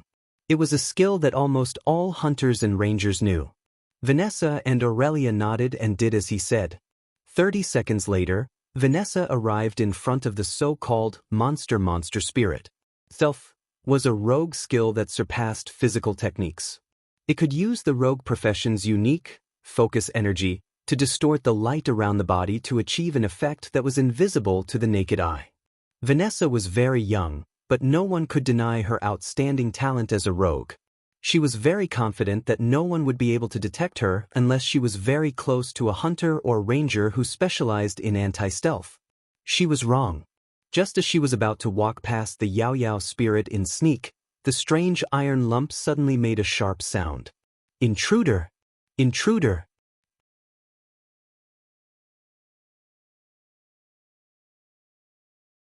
Chapter 361. Not only did the huge red lamp shine brightly, but there was also a sharp noise. In the next moment, several huge metal objects dashed towards them. Vanessa wanted to use sprint while in stealth to move quickly and leave this weird thing. Who knew that Yao Yao's arm would shoot out a flashing flare, illuminating everything within a few meters as if it was daytime. It directly broke Vanessa's invisibility. Ah!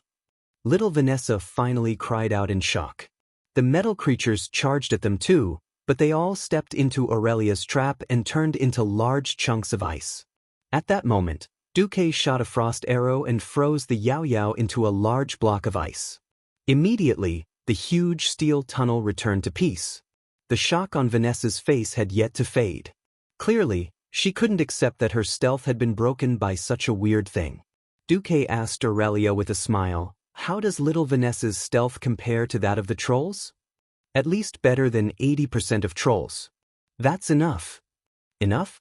"Enough," Duque said with absolute certainty. Sniffing the air, Aurelia pointed to the end of the tunnel. "There seems to be a guy who can be called boss over there." Duque smiled. "Whatever. That's not my goal." Duque walked over and unfroze the Yao Yao. Then he stayed where he was and guided the nimble Vanessa to dismantle the mobile alarm robot. A bunch of data appeared on Duque's retina. "You've obtained the preliminary blueprints for the mobile alarm system." Actually, that wasn't entirely true. As an engineering student who dabbled in construction equipment, Duque had already figured out most of the structure of this Wang. All in all, the gnome was really a genius. He had actually used the technology of the steam age to play with automatic control technology. That crazy enemy tracking system was actually capable of sensing vibrations and heat. This was simply beyond the limitations of the times of Tesla, Edison, and Einstein. Of course, it wasn't that the Yao Yao's technology was so advanced. Instead, the gnomes had used a lot of simple, violent, and miraculous devices when they designed this thing. For example, this vibration sensor was similar to the ancient seismograph from before Duque's transmigration, but it was more sophisticated. It was actually using the gear to sense the vibration between every step it took. In that short interval, no one would have realized that it was actually sensing the vibrations within a radius of tens of meters in a stationary state. Once there was a vibration, it would enter the next stage. I tested it with a heat-sensing stone. When it passed through again, it would automatically fire a flare in the direction of the heat source to further confirm whether the target was invisible or in a hidden state. The 3 types of confirmations ensured that there would be no mistake. Finally, there was the crazy high-frequency horn alarm. On top of that, it had an unscientific power system that leaned towards magic. Mobile alarm system, robot appeared. Duque did not go to the final boss. It was not easy to clear out Gnomerigan. In addition to clearing out the traitor of the gnomes, he also had to block all the cracks between the rocks and clean up the weak radiation.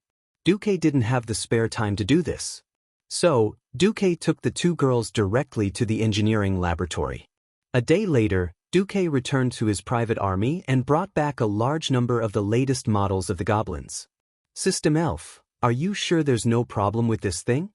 Duque had deep dark circles under his eyes and looked tired, but it was worth it for the sake of the 30,000 soldiers. Dear host, I'm very sure. All the gravity sensors have been set to 150 kilograms. Only humanoid creatures that exceed this weight will trigger the alarm. And according to the host's habit, I've set the most prominent warning sound for the goblins. That's good.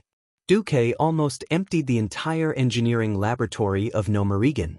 McNeil, the great trader who betrayed the great craftsman and all the gnomes, would probably go crazy on the spot if he found out. So, after Duque gave some instructions, the army set off again. Few people knew that there was actually an engineering laboratory on the 4th floor of Gnomerigan. No one would know what Duque had done in that laboratory. Then, he moved the things in the laboratory to Karazhan. The soldiers of Stormwind looked curiously at a bunch of strange machines with bark on their heads running around the army. Tick-tock, made a strange noise. Then, it didn't seem to have any effect until that night. Windsor was puzzled by Duque's arrangement. Duque only left the minimum number of sentries, and instead deployed at least 200 rapid response troops. It was a cavalry unit that was forbidden to sleep all night. Their equipment was also very strange. Lassos with steel wires? Long-handled axes that were rarely used by cavalry? What the hell was that? Well, I've been a soldier for so many years. I've been at war for almost 2 years. This is the first time I've heard such a strange order. We're supposed to kill trolls after hearing the alarm in the middle of the night, preferably alive? I heard that trolls will heal themselves after a while, unless their heads are cut off or their hearts are pierced. Yes, there are basically no trolls near the Elven Forest. There are only a few occasionally near the Night Forest. But trolls are the norm in the Rotterdam continent, right? What's the alarm? None of the cavalrymen knew. As night fell, they quickly found out what the alarm was. Suddenly, in the darkness of the night, they heard a peerlessly mournful cry for help. Help! Murder! These guys are going to tear me apart. Every cavalryman had the word embarrassment written all over their faces. If it was a living person who shouted, there would be no problem. The problem was that the voice was obviously mechanical and electronic. Since it was an order from above, the cavalrymen quickly set off. When they arrived, they found a strange, flashing red demon spirit being chased by 2 trolls. Come and save me! There's someone acting cool here. We can't hold on any longer. Shouting incomprehensible words, the robot tried to run with its short legs. Originally, it could not outrun the trolls, but when the trolls saw the cavalrymen, they immediately ran back. Chasing a master of concealment troll in the dark was a very scary thing. They could be killed at any time. At this moment, the cavalrymen laughed. They did not know what kind of special paint was sprayed on the troll's body. Even in the darkness of the night, it was still extremely eye-catching. The trolls seemed to want to wipe it off, but the more they did, the bigger the lump became. After 2 ordinary troll scouts lost their concealment, was there any suspense in facing an aggressive squadron of cavalrymen? The next morning, The entire army saw the spoils of war from the rapid reaction force.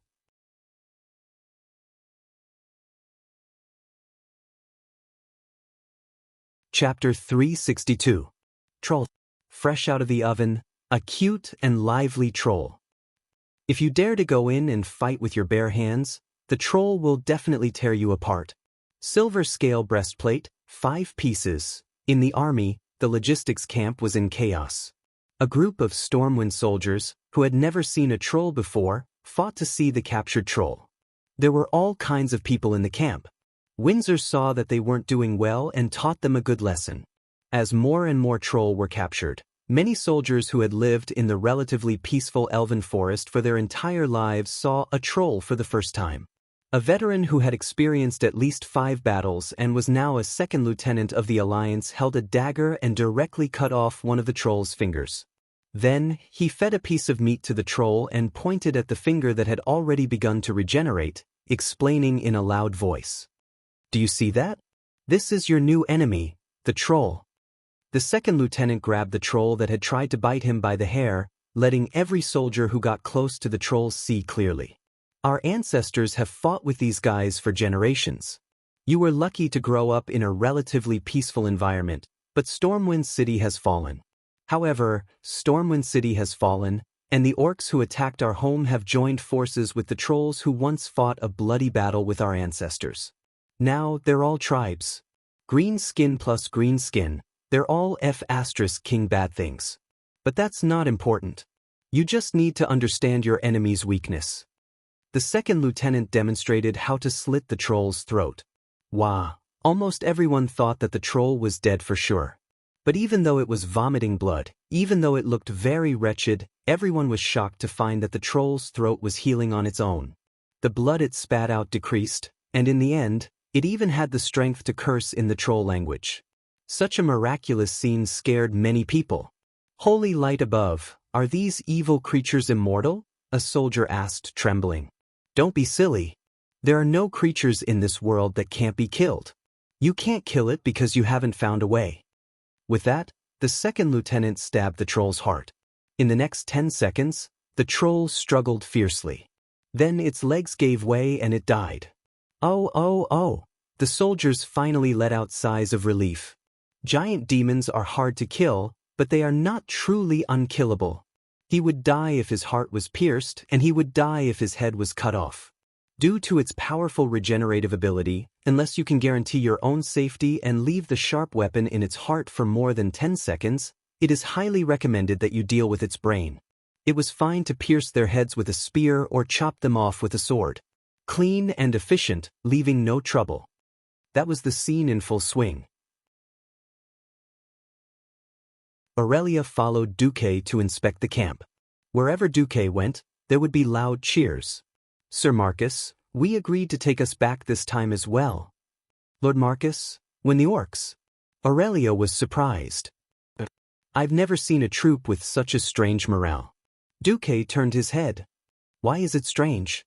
"Because of my request, I want them to use a mere 30,000 people to chase after over 100,000 tribes. It's very likely that it will end in total annihilation. Why doesn't anyone feel fear or despair?" Aurelia bit her lip. After her initial craziness for the sake of Kuel Salus passed, she began to realize more and more how difficult it was for Duque, as well as how much courage and boldness it took to send 30,000 elites to chase after the tribes. Aurelia felt very apologetic. Duque very naturally put his hand on Aurelia's shoulder and pointed to the warriors who were practicing and listening to lectures in full swing. "Do you know why no one is afraid? Because the scene before them gives the warriors of Stormwind a strange sense of familiarity. They feel that they have stepped into victory mode again." Victory mode. Aurelia didn't realize how close her face was to Duque. "That is, I first prepare them mentally. Then, when they face an enemy that they know very well, they won't have any fear." "That's right. The unknown is always frightening. When you thoroughly understand everything about the enemy, the ferocity and terror will only be a conversation topic after a meal, rather than a heavy psychological pressure." Duque used Nagas as instructors to train batches of Stormwind warriors. Facts have repeatedly proven Duque's wisdom and foresight. Sir Marcus is our god of prophecy. He will always lead us to victory. In any case, a commander who can play with the enemy leader is more reassuring than an idiot leading us. Aurelia's long ears heard almost deified worship and trust in Duque. For some reason, Aurelia felt sweet in her heart. Was it because of a moment of curiosity that I created the birth of a legend? Or is this fate? Thinking of the hardships she suffered for Duque, and thinking of how much Duque has done for her now, when her hometown is safe, how should she face Duque? For a moment, Aurelia's heart was in chaos. At this moment, Duque mischievously blew into Aurelia's long ears. Realizing that Duque was playing with her, Aurelia had the heart to bite Duque to death. If there were not many people watching, Aurelia swore that she would definitely teach Duque a lesson. What are you thinking about? Thinking, when is this damn war going to end? Within this year. Duque said with absolute certainty, when the Battle of Cuel Salis is over, I will tell you my inference. Inference, another inference. Obviously, it was only a judgment based on intelligence, but Aurelia felt that she was fighting with a god of fate. Incomparably relieved. Okay, I believe you. When Duque easily broke through the encirclement of the troll scouts and faintly created pressure, everyone felt that the trolls were only SOSO after all. On this day, Duque's army marched for a full 80 kilometers. Even though this was Rotterdam's territory, and even though the roads were easy to travel on, it was still an unbelievable thing. When Orgrim learned that Duque's army was only 50 kilometers away, he gritted his teeth so hard that they almost broke. That night, Orgrim organized a fierce counterattack. He was prepared to let the entire tribe go out and get rid of Duque first. However, when the tribe ran for 20 kilometers, they saw red light all over the mountains and plains. Help! Orgrim night attack. A group of strange metallic humanoids screamed.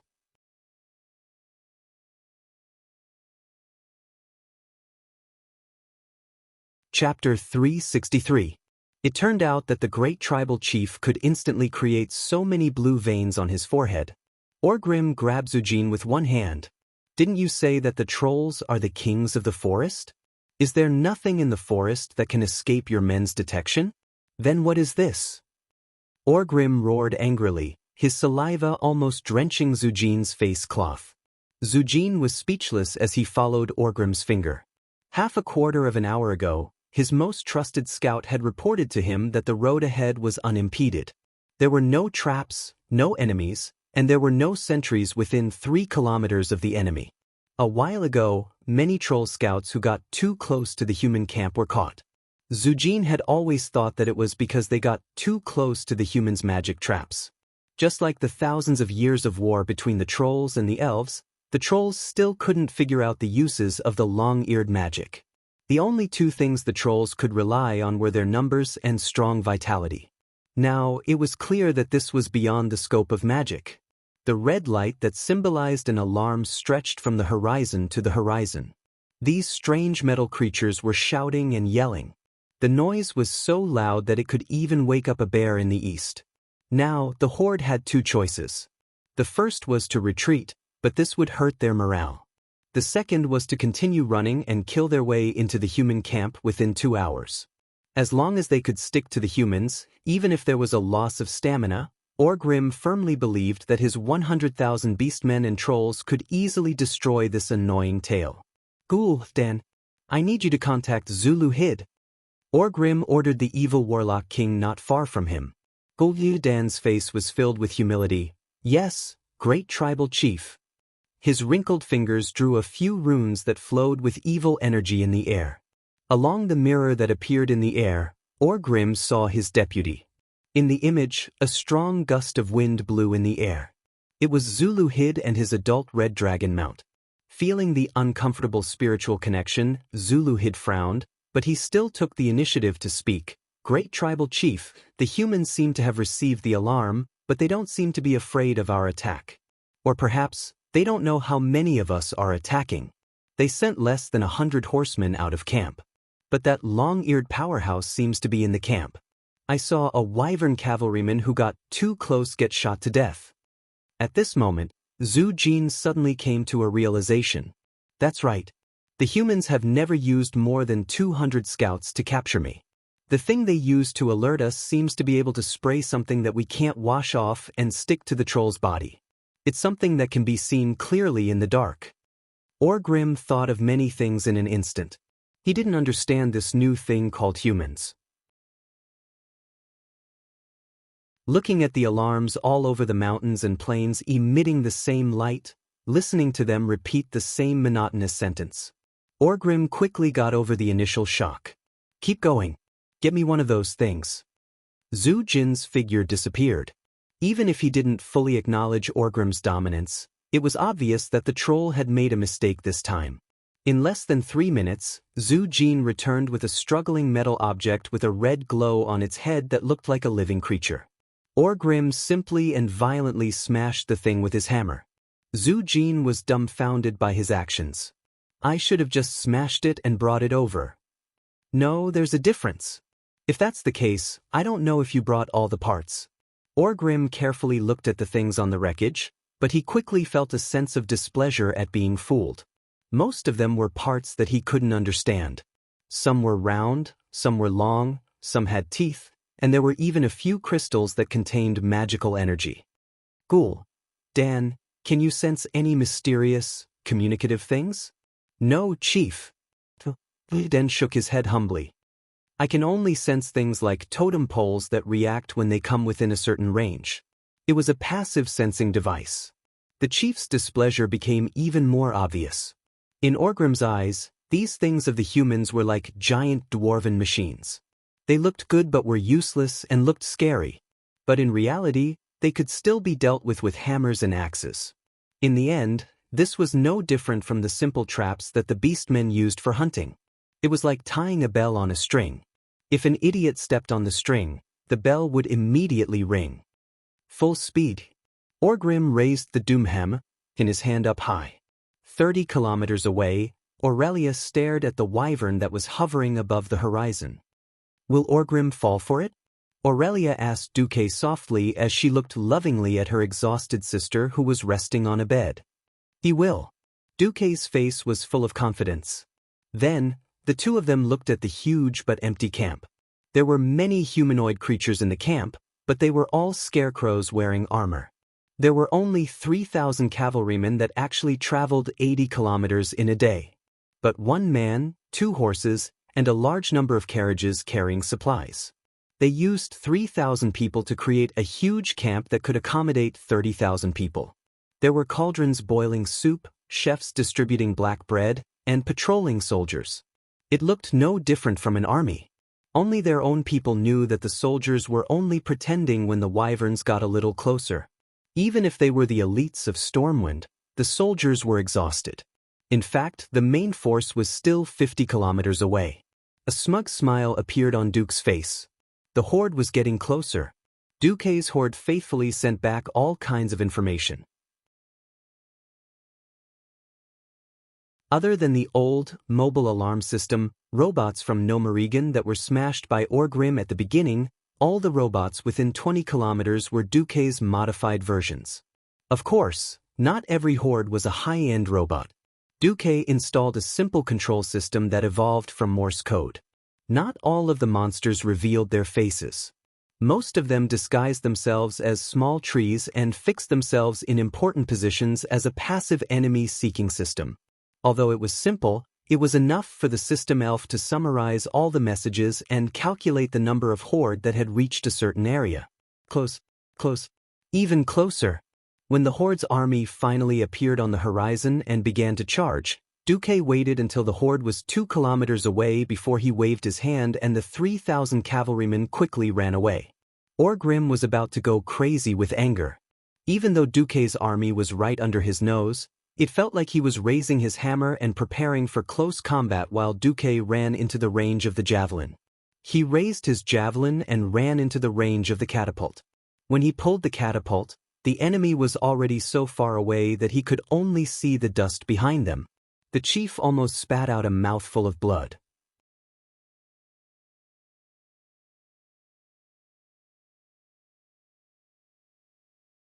Chapter 364. Money could not buy one's foresight. There was no medicine for regret in this world. Seeing Duque's men leave so quickly, Orgrim was filled with regret. Along the way, he had forced a group of warlike orcs to submit to him, and only then was he able to sneak until now. While the demonic blood gave the orcs great strength and physique, it also increased their warlike nature to the extreme. This was a group of rebellious subordinates. To maintain the orcs' bloodthirst and desire for destruction, the tribe had to pay a high price. If Duque accepted the challenge, even if the tribe lost, Orgrim could still mediate. Now, Duque's army was as slippery as a loach. If they did not fight, Orgrim could not do anything to Duque. Duque was clearly trying to drag the tribe to death. Now that the orcs and trolls had just joined forces, there were many conflicts that had not been resolved. In order to unite different forces and races, apart from having a common goal and non-conflicting interests, the most important factor was victory. Any new organization needed to be nourished by victory and success in order to grow. The reason why Duque could quickly gain such a high reputation in the alliance was because Duque was the ever-victorious marshal. Orgrim could not make a promise to the trolls and then delay attacking the elves. On the contrary, the longer he delayed, the better it was for the alliance. From the holy city of Stratholme to the east, it was basically barren land. Even if the tribe turned the sky upside down here, it would not affect Rotterdam too much. Moreover, once the hinterlands was cleared, Duque would receive 20,000 elite human soldiers and an entire Wormhammer dwarf griffin aeronauts as support. That was what Duque was using. Unfortunately, while Duque's calculations were accurate, Orgrim was even more ruthless. Looking at the empty human camp, every orc warrior's face was filled with anger and indignation. On the contrary, most of the trolls' eyes were filled with disdain and slight mockery. Orgrim yelled, "Everyone, do you see that? These are the cunning humans. Humans who never dared to fight the brave orcs head-on. Despicable, cowardly, shameless, lowly. But they played a trick on the brave orcs. Can we take this lying down? Never. Absolutely not." Tens of thousands of orcs roared and raised the weapons in their hands to vent the anger in their hearts. "I need a brave general to carry out a very dangerous, destructive mission for the tribe. Who's coming?" Immediately, more than 10 generals stepped forward. However, Orgrim eventually chose Nogar. Noggle, the flesh shredder. This was a general from the Warsong clan who was famous for his bravery and ruthlessness. When he crossed over to the world of Azeroth, he was just an insignificant pawn. Now he was a general. Where did his martial merit come from? Ask the human warriors that he had torn into pieces. In his hands, he had torn at least 3 champion knights apart. These warriors of the human world had become a part of his terrifying legend. Orgrim opened the detailed map he obtained from the humans.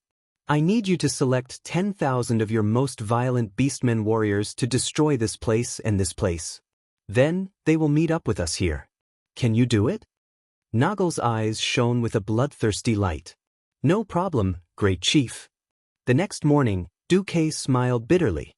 The Horde had the upper hand, so they had the right to divide their forces. 10,000 beastmen was not a lot, but it was not a small number either. If they went all out, Duque's army of 30,000 would have to change their route. But they could not ignore it either. This was because Orgrim clearly had Duque in his hands, or rather, the Alliance's weakness. After all, the Alliance was a coalition of different kingdoms. The Alliance was not like the Horde, where the Great Chief had a clear relationship with the chiefs of the various clans. The Alliance, especially the current Alliance, had to take care of the interests of the various kingdoms and the feelings of the people. Now, that division was directly behind Duque's army of 30,000, heading straight for Darrowshire in the south of Stratholme. In addition, an independent team was heading for Maris Farm to destroy Lordairen's food production.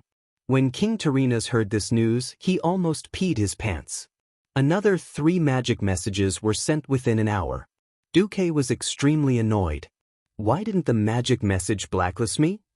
Duque rubbed his forehead. After some thought, Duque put up a mental barrier. Now, no matter who sent a magic message, Duque would not be able to receive it. He also gave the system elf a mission to develop a magic version of the blacklist. In the end, Duque decided to scare Terinos.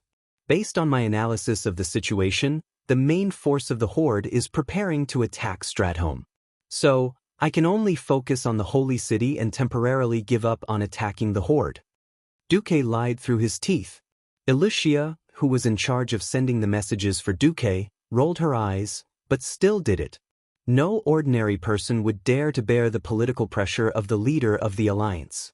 One could imagine how much trouble and criticism Duque would face after this. Send my order. Evacuate all the people in the entire area, including Daoist, and have them hide in Caer Daoist or Stratholme. Send my order. Let Seamus clean up the remaining enemies in the hinterlands, and build a fortress in the north. This was all for Hercule Salus. The price was that most of the cities in the area, except for Stratholme, would be burned to the ground. Aurelia pursed her lips and held Duque's hand tightly.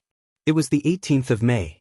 On this day, the main force of the Horde finally left the human territory and entered Cultivate Salus. Be quiet or die. Zhu Jin warned his men sternly. They were quickly passing through the forest and entering Cultivate Salus.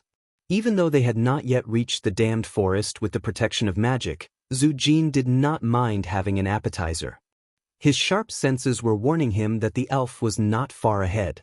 He slowed down and nimbly took each step on the tree. Zhu Jin's movements were so silent that it was hard to imagine that he was a troll over 2 meters tall. His huge and slightly slender body had an unimaginable softness and agility. Zhu Jin did not even touch a single leaf or twig. He held the axe, which was infused with the beast war spirit, with both of his hands as he lightly flew from tree to tree.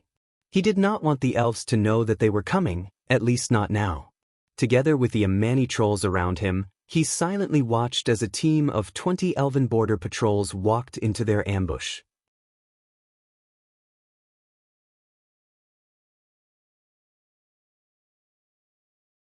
Chapter 365. The trolls who were almost at the top of the trees silently readied their weapons. Most of them revealed their sharp triangular teeth, revealing a sinister smile. This was a grudge that had lasted for thousands of years. To the trolls, ever since this pale-skinned, pointy-eared intruder first set foot on this continent 6,800 years ago, they had been stealing territory from the great Amani Empire. They gradually seized control of this land. They had the speed, stealthiness, and even agility of trolls. These elves also had many powerful advantages, the most powerful of which was their damned magic. The trolls had never come into contact with magic before, so they had no way of fighting back against those mysterious attacks or breaking through their arcane defenses. The only thing they could do was to use their high-speed regeneration of flesh and blood, their advantage in numbers, and their lives to suppress these hateful elves. The trolls had once succeeded. Their ancestors had used their blood to create epic troll weapons, using up the last drop of magic in the elven bloodline, and almost completely annihilated these weak fellows. But 2,000 years ago, the elves and the despicable humans formed an alliance. These two pale-skinned races completely destroyed the Amani Empire. They took down fortresses, burned castles, burned the Amani Empire's cultural essence to the ground, and slaughtered tens of thousands of their fellow trolls. The once ruler of the planet, the great Amani Empire, was shattered and no longer had its former glory. All that was left was the shadow of thousands of years of continuous defeats, like maggots in a bone, entangling the souls of every troll. The trolls were no longer able to restore their glory and take back everything that belonged to them. Until now, the appearance of the Horde gave them hope for revenge. Zhu Jin was willing to believe in them. Orgrim Doomhammer, a bold and wise leader of the Horde, promised to help them rebuild the Amani Empire. In fact, when the humans and orcs started the war, Zhu Jin had tried to reunite the trolls of the various tribes. Amani, Fire Tree, Rotten Moss, Evil Tooth, Evil Branch, Burning Bramble, Deadwood. These forest troll tribes that had been divided for countless generations and had long become enemies and hated each other, had for the first time found common ground in the face of a greater and more glorious goal. One by one, Zhu Jin challenged and defeated the leaders of these clans, whether it was through battles, competitions, or something else. All of them had already knelt before him. They and their tribes would all listen to his commands. The forest trolls banded together once more. Apart from that, the Frostmane clan and the other Frost Troll clans that had lost their territories to the Bronzebeard dwarves had also joined the army of revenge. With the help of the tribe, they would clean up the world in a similar way as the humans and elves, and then regain control of the forest. The orcs showed no interest in the forest at all. Zhu Jin suspected that they would occupy the valleys and plains of this world. Let the orcs go, but the trolls only wanted the forest. Standing on the tree, Zhu Jin's sinister smile widened as he looked down at the elves who didn't know that they had stepped into the gates of hell. Zhu Jin, who had also grown up immersed in the mud of hatred and revenge, completely understood the feelings of his compatriots.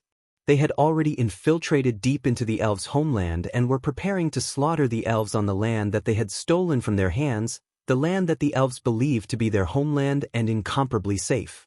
Let the elves taste the feeling of losing their homes and being slaughtered. Suddenly, the sound of wind breaking overhead alerted some of the patrolling elves. It was already too late. The trolls weren't known for their strength, but that was relative to the orcs. In this environment where they would have to fight at close quarters in less than 2 seconds, the weakness of the elves' lack of individual combat ability was magnified many times over. Zhu Jin jumped down from the tree, and his huge feet landed right on top of the heads of 2 elves.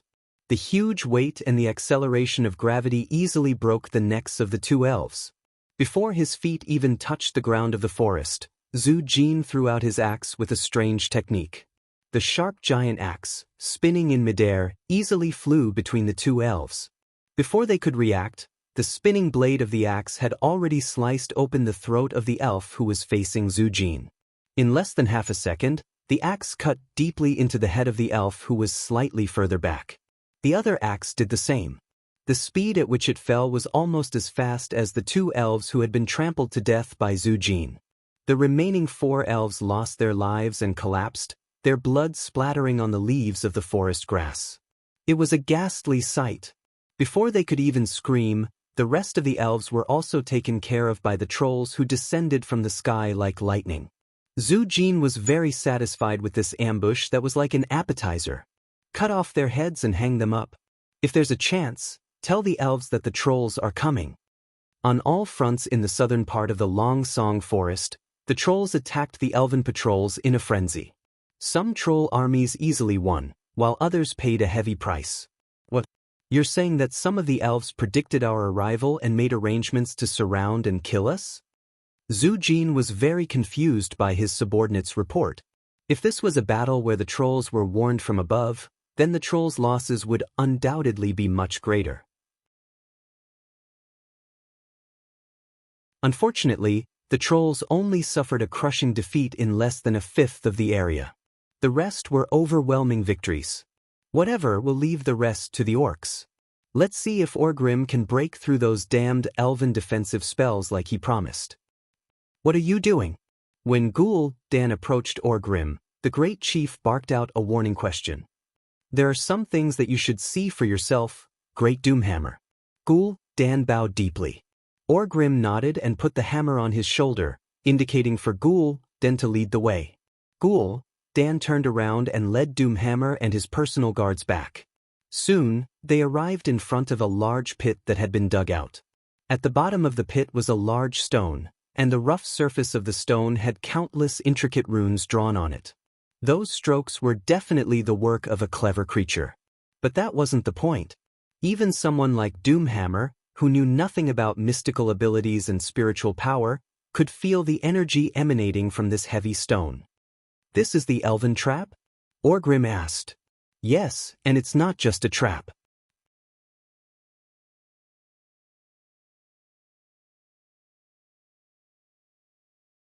Chapter 366. Dan stroked his beard and replied, "This thing is filled with energy. I believe that these runestones and the other runestones at the edge of the forest are evenly distributed here, forming a large magic trap and barrier." What barrier?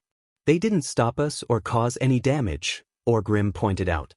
No, because we're only using our bodies to enter the forest and use normal weapons, Dan replied. I believe that these runestones restrict the use of magic. It's very likely that only the elves can cast their spells in this area. I've tried to cast some spells here before, but they all failed.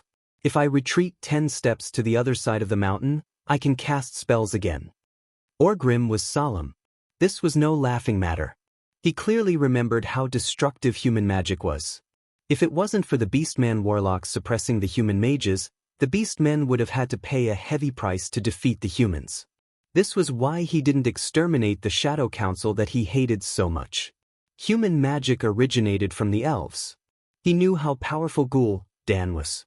Even after he was injured, Dan's magic was still the strongest among the Beastmen. The battle against the human's strongest mage, Antonidas, in South Shore proved Dan's strength. Yet Dan told himself that his magic couldn't be used. What about the trap? It seems to be able to draw out the powerful force hidden in the forest, as long as those long ears want it. Boom.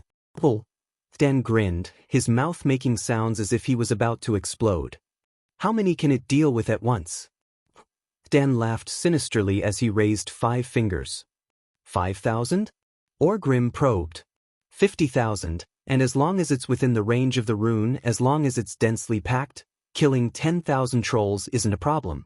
The great chief immediately recalled the day Stormwind City was conquered, where thousands of Beastman warriors were burned to death in the flames.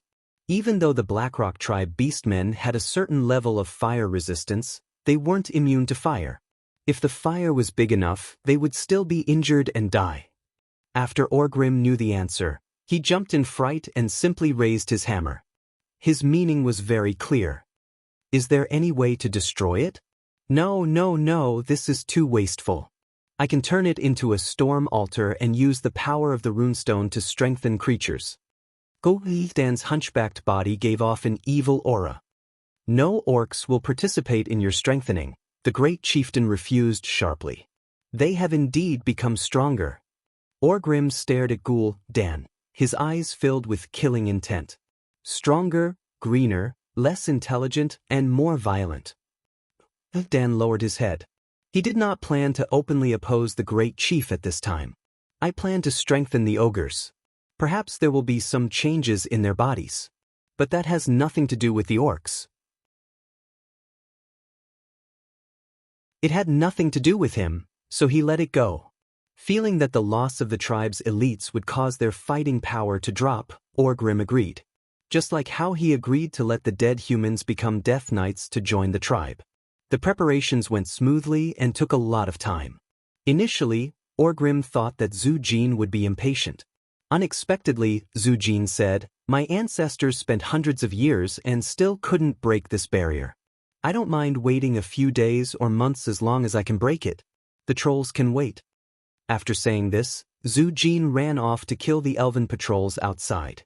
After Dan used his evil dark magic and rituals to break the outermost layer of the runestone's protection. He ordered the twin-headed ogre hero, to carefully and orderly dismantle this giant runestone. This was a highly skilled and physically demanding job. If he used brute force to dismantle it, the result would be obvious. A certain clumsy ogre activated the protection on the runestone, but what happened? The unlucky ogre was blasted 30 meters into the air. Then his entire body broke into tens of thousands of pieces that were evenly scattered over an area of 100 square meters. Even if the ogre's mother came here, she would not be able to recognize that this was her child. It took them a full 8 hours to completely dig out this runestone. Fortunately, Orgrim had brought some elites and the trolls as the vanguard here first. Otherwise, he could only let the army of 100,000 wait. Now, the army of 100,000 was still advancing 60 kilometers away. On the other side, Google skillfully smashed the giant runestone into a few large pieces. He brought 5 of the pieces to the clearing and spent a few more hours correcting the shape of the runestone. He placed it in the correct shape of a 5-pointed star on the clearing above the energy vein of the forest. "Is everything ready?" Dan asked impatiently. Not far away, both of Google's heads shook their heads. The giant ogre grunted like a pig. He carried the last piece of the runestone, which weighed at least 5 tons, with his strong and explosive arms. "It's done now," he shouted, rubbing his shoulder with one hand. "Cool," Dan finally nodded in satisfaction. He could not imagine how he would handle the runestone, which was the size of a small mountain, without enough manpower. The runestone was huge, heavy, and had a strange center of gravity deviation. 2 ogres could lift it, but it would require at least a dozen orcs to do it. Orgrim hated magic, and would never let the noble orcs do such a dangerous thing. Fortunately, the great chief allowed Ghoul, Dan to use some ogres to do it, and Google could command his stupid one-headed orcs more easily than any other orc. Yes, when faced with a bunch of muscular retards, it did not matter if you were a world-class intellectual or not, you would still go crazy. Ghoul, Dan could calculate how the elves moved the runestones to their original positions the first time. That had nothing to do with magic. Magic was powerful, but compared to the energy needed to lift 100 kilograms of weight with magic, it was better to use slaves. Forest trolls were about as strong as ogres, but they were much smarter, and they would listen to specific commands. However, the elves did not have the habit of keeping forest troll slaves for long periods of time. The runestone was finally placed in the correct position. Even Ghoul, Dan could not find any fault with it. Cool. Dan waved his hand, and the 5 orc warlocks each chose one of the runestone and stood beside it. Fortunately, Orgrim's brain is only filled with schemes and muscles, and he did not kill all of my men. Otherwise, they would not have been able to complete this ritual.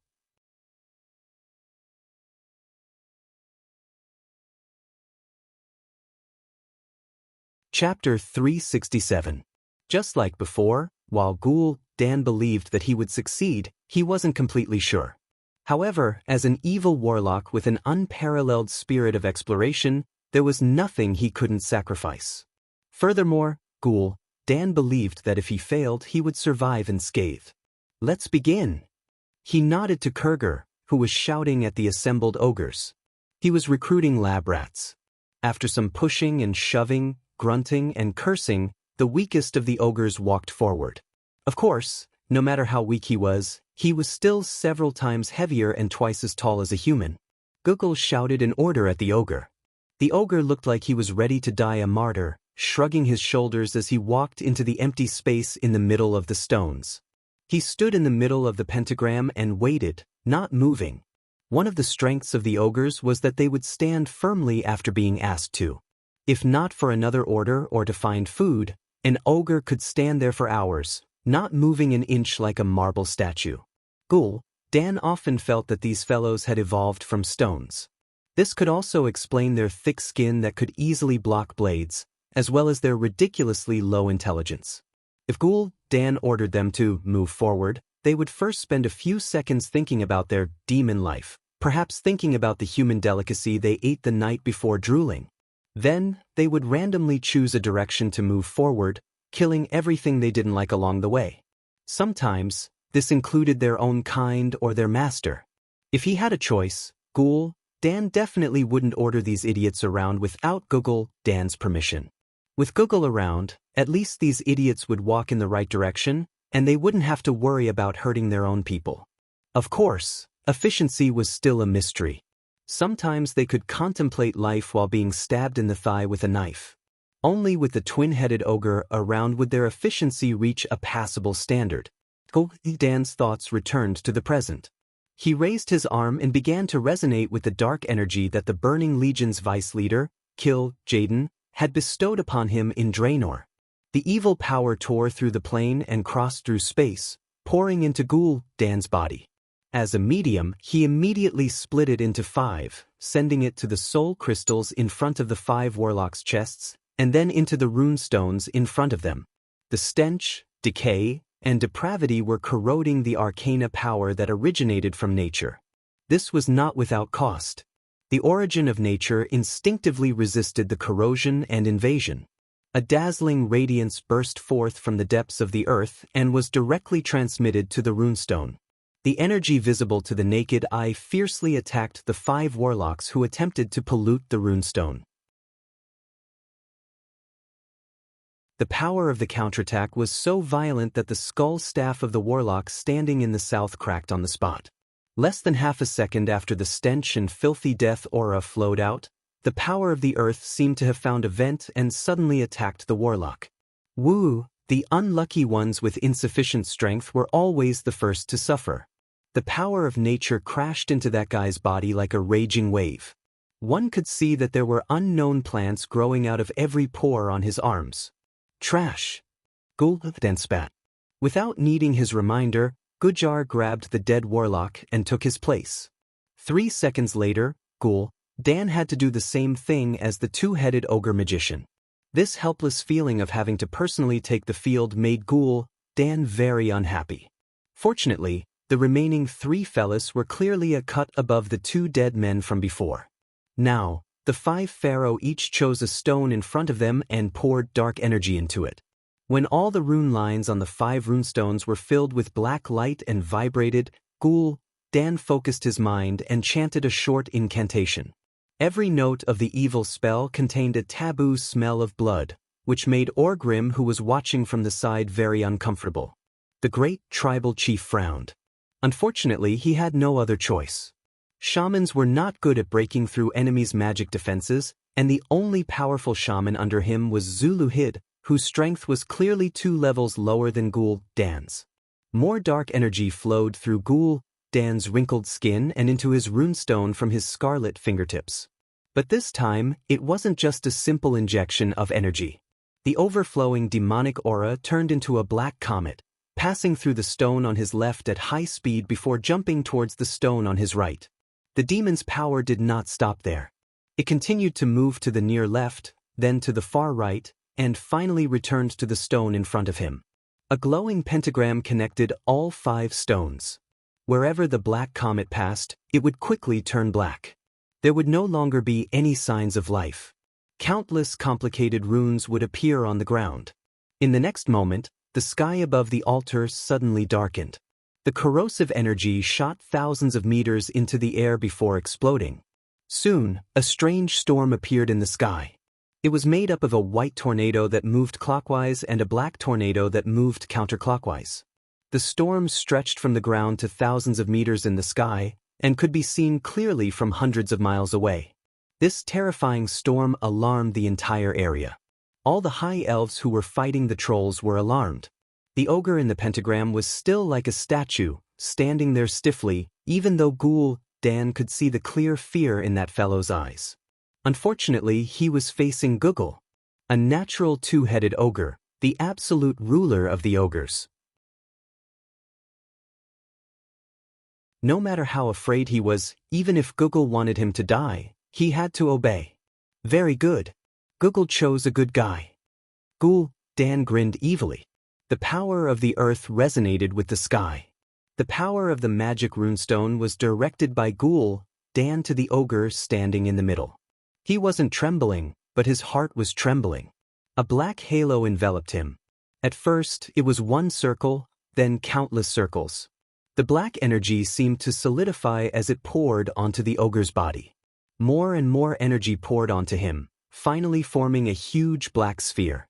The entire ogre was swallowed by this impenetrable black sphere. The immeasurable dark energy turned into a black storm, drilling into the ogre's body through every pore. Aha! The ogre finally couldn't help but scream. Moments later, the screams doubled. 2 heads were screaming at the same time.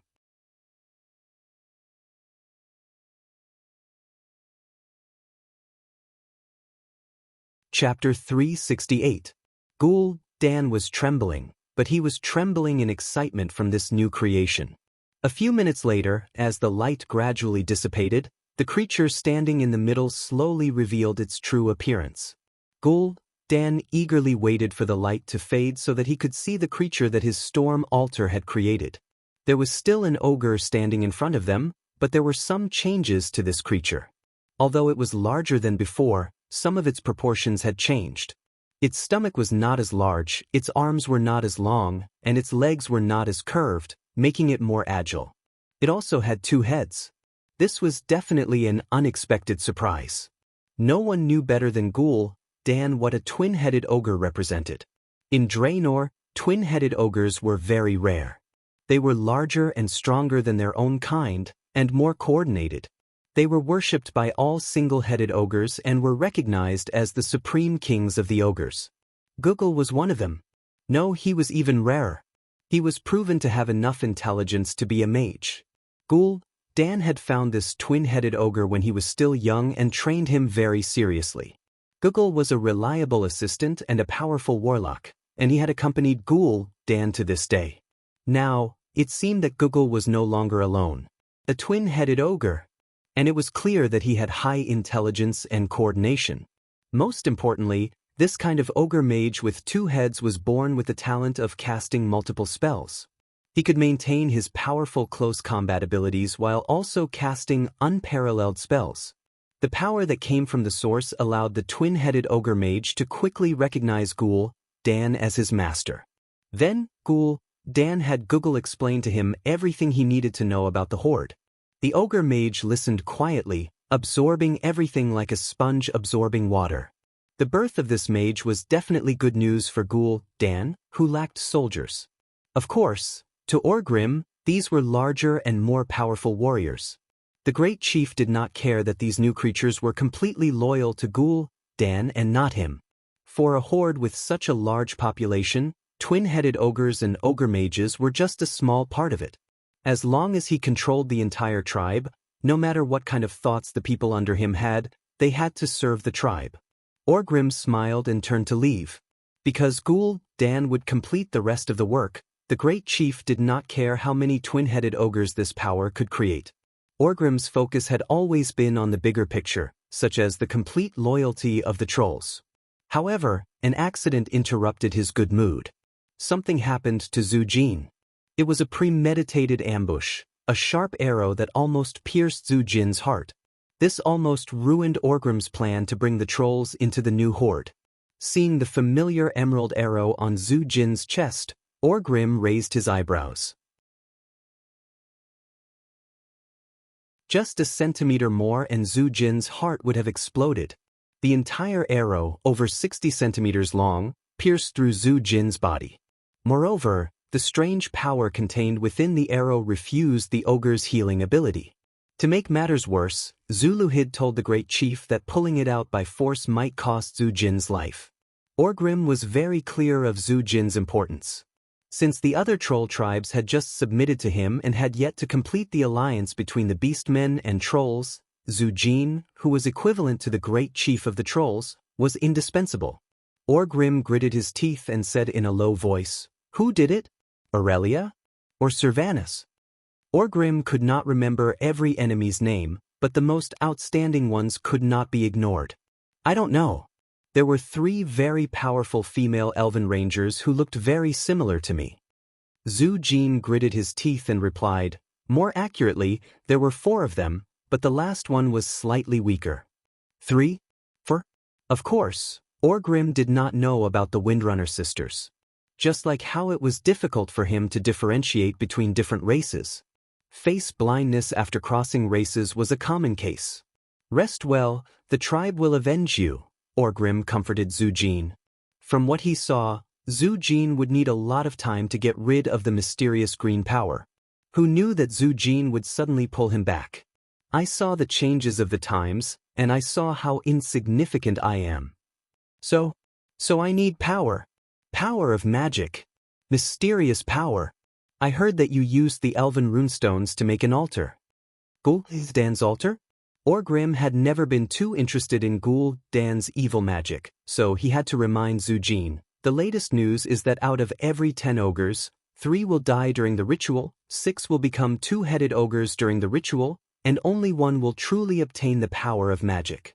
Zhu Jin coughed out some green blood. "Isn't it just a chance to die, grow another head, or become a deformed monster? For the sake of the troll's revenge, I have nothing to fear." Orgrim looked down on this kind of personal hatred, but he was moved by the sacrifice of the entire race. Zhu Jin wanted to sacrifice himself or pay some other price to obtain this kind of ethereal evil power. This was also a kind of honor. Orgrim did not refuse. "When you think it is appropriate, Dan will perform the ritual for you." When Wu Lin heard this news, he grinned in joy. Perhaps I can truly control a great demon chieftain? An hour later, the storm altar was fully activated again. The power drawn from the sky was modified by the runestones, turning into dense dark energy that accurately hit the Troll King's chest. The dark evil aura wrapped around the green arrow in Zhu Jin's chest. Under the tearing of this level of terrifying power, the green energy that seemed to have formed an endless cycle was easily crushed and devoured by the darkness. A large bloody hole appeared in Zhu Jin's chest. The ritual was not over yet. Getting rid of the power that Windrunner had left in Zhu Jin's chest was only the first step. When the other runestones poured more dark energy into Zhu Jin's body, the Troll King's chest began to swell up. It was not just his chest. Almost every inch of Zhu Jin's body, from his neck to his shoulders, to his arms, to his waist, to his thighs, was swelling up. More demonic power entered the wound on Zhu Jin's chest. The wriggling bloody wound was like a huge and ferocious mouth, as if it was devouring the dark energy. Finally, a gust of dark wind burst out of Zhu Jin's body. You're tuning in to the Wang Lin's Journey YouTube channel. Don't forget to subscribe and join us on this journey to catch the most captivating stories.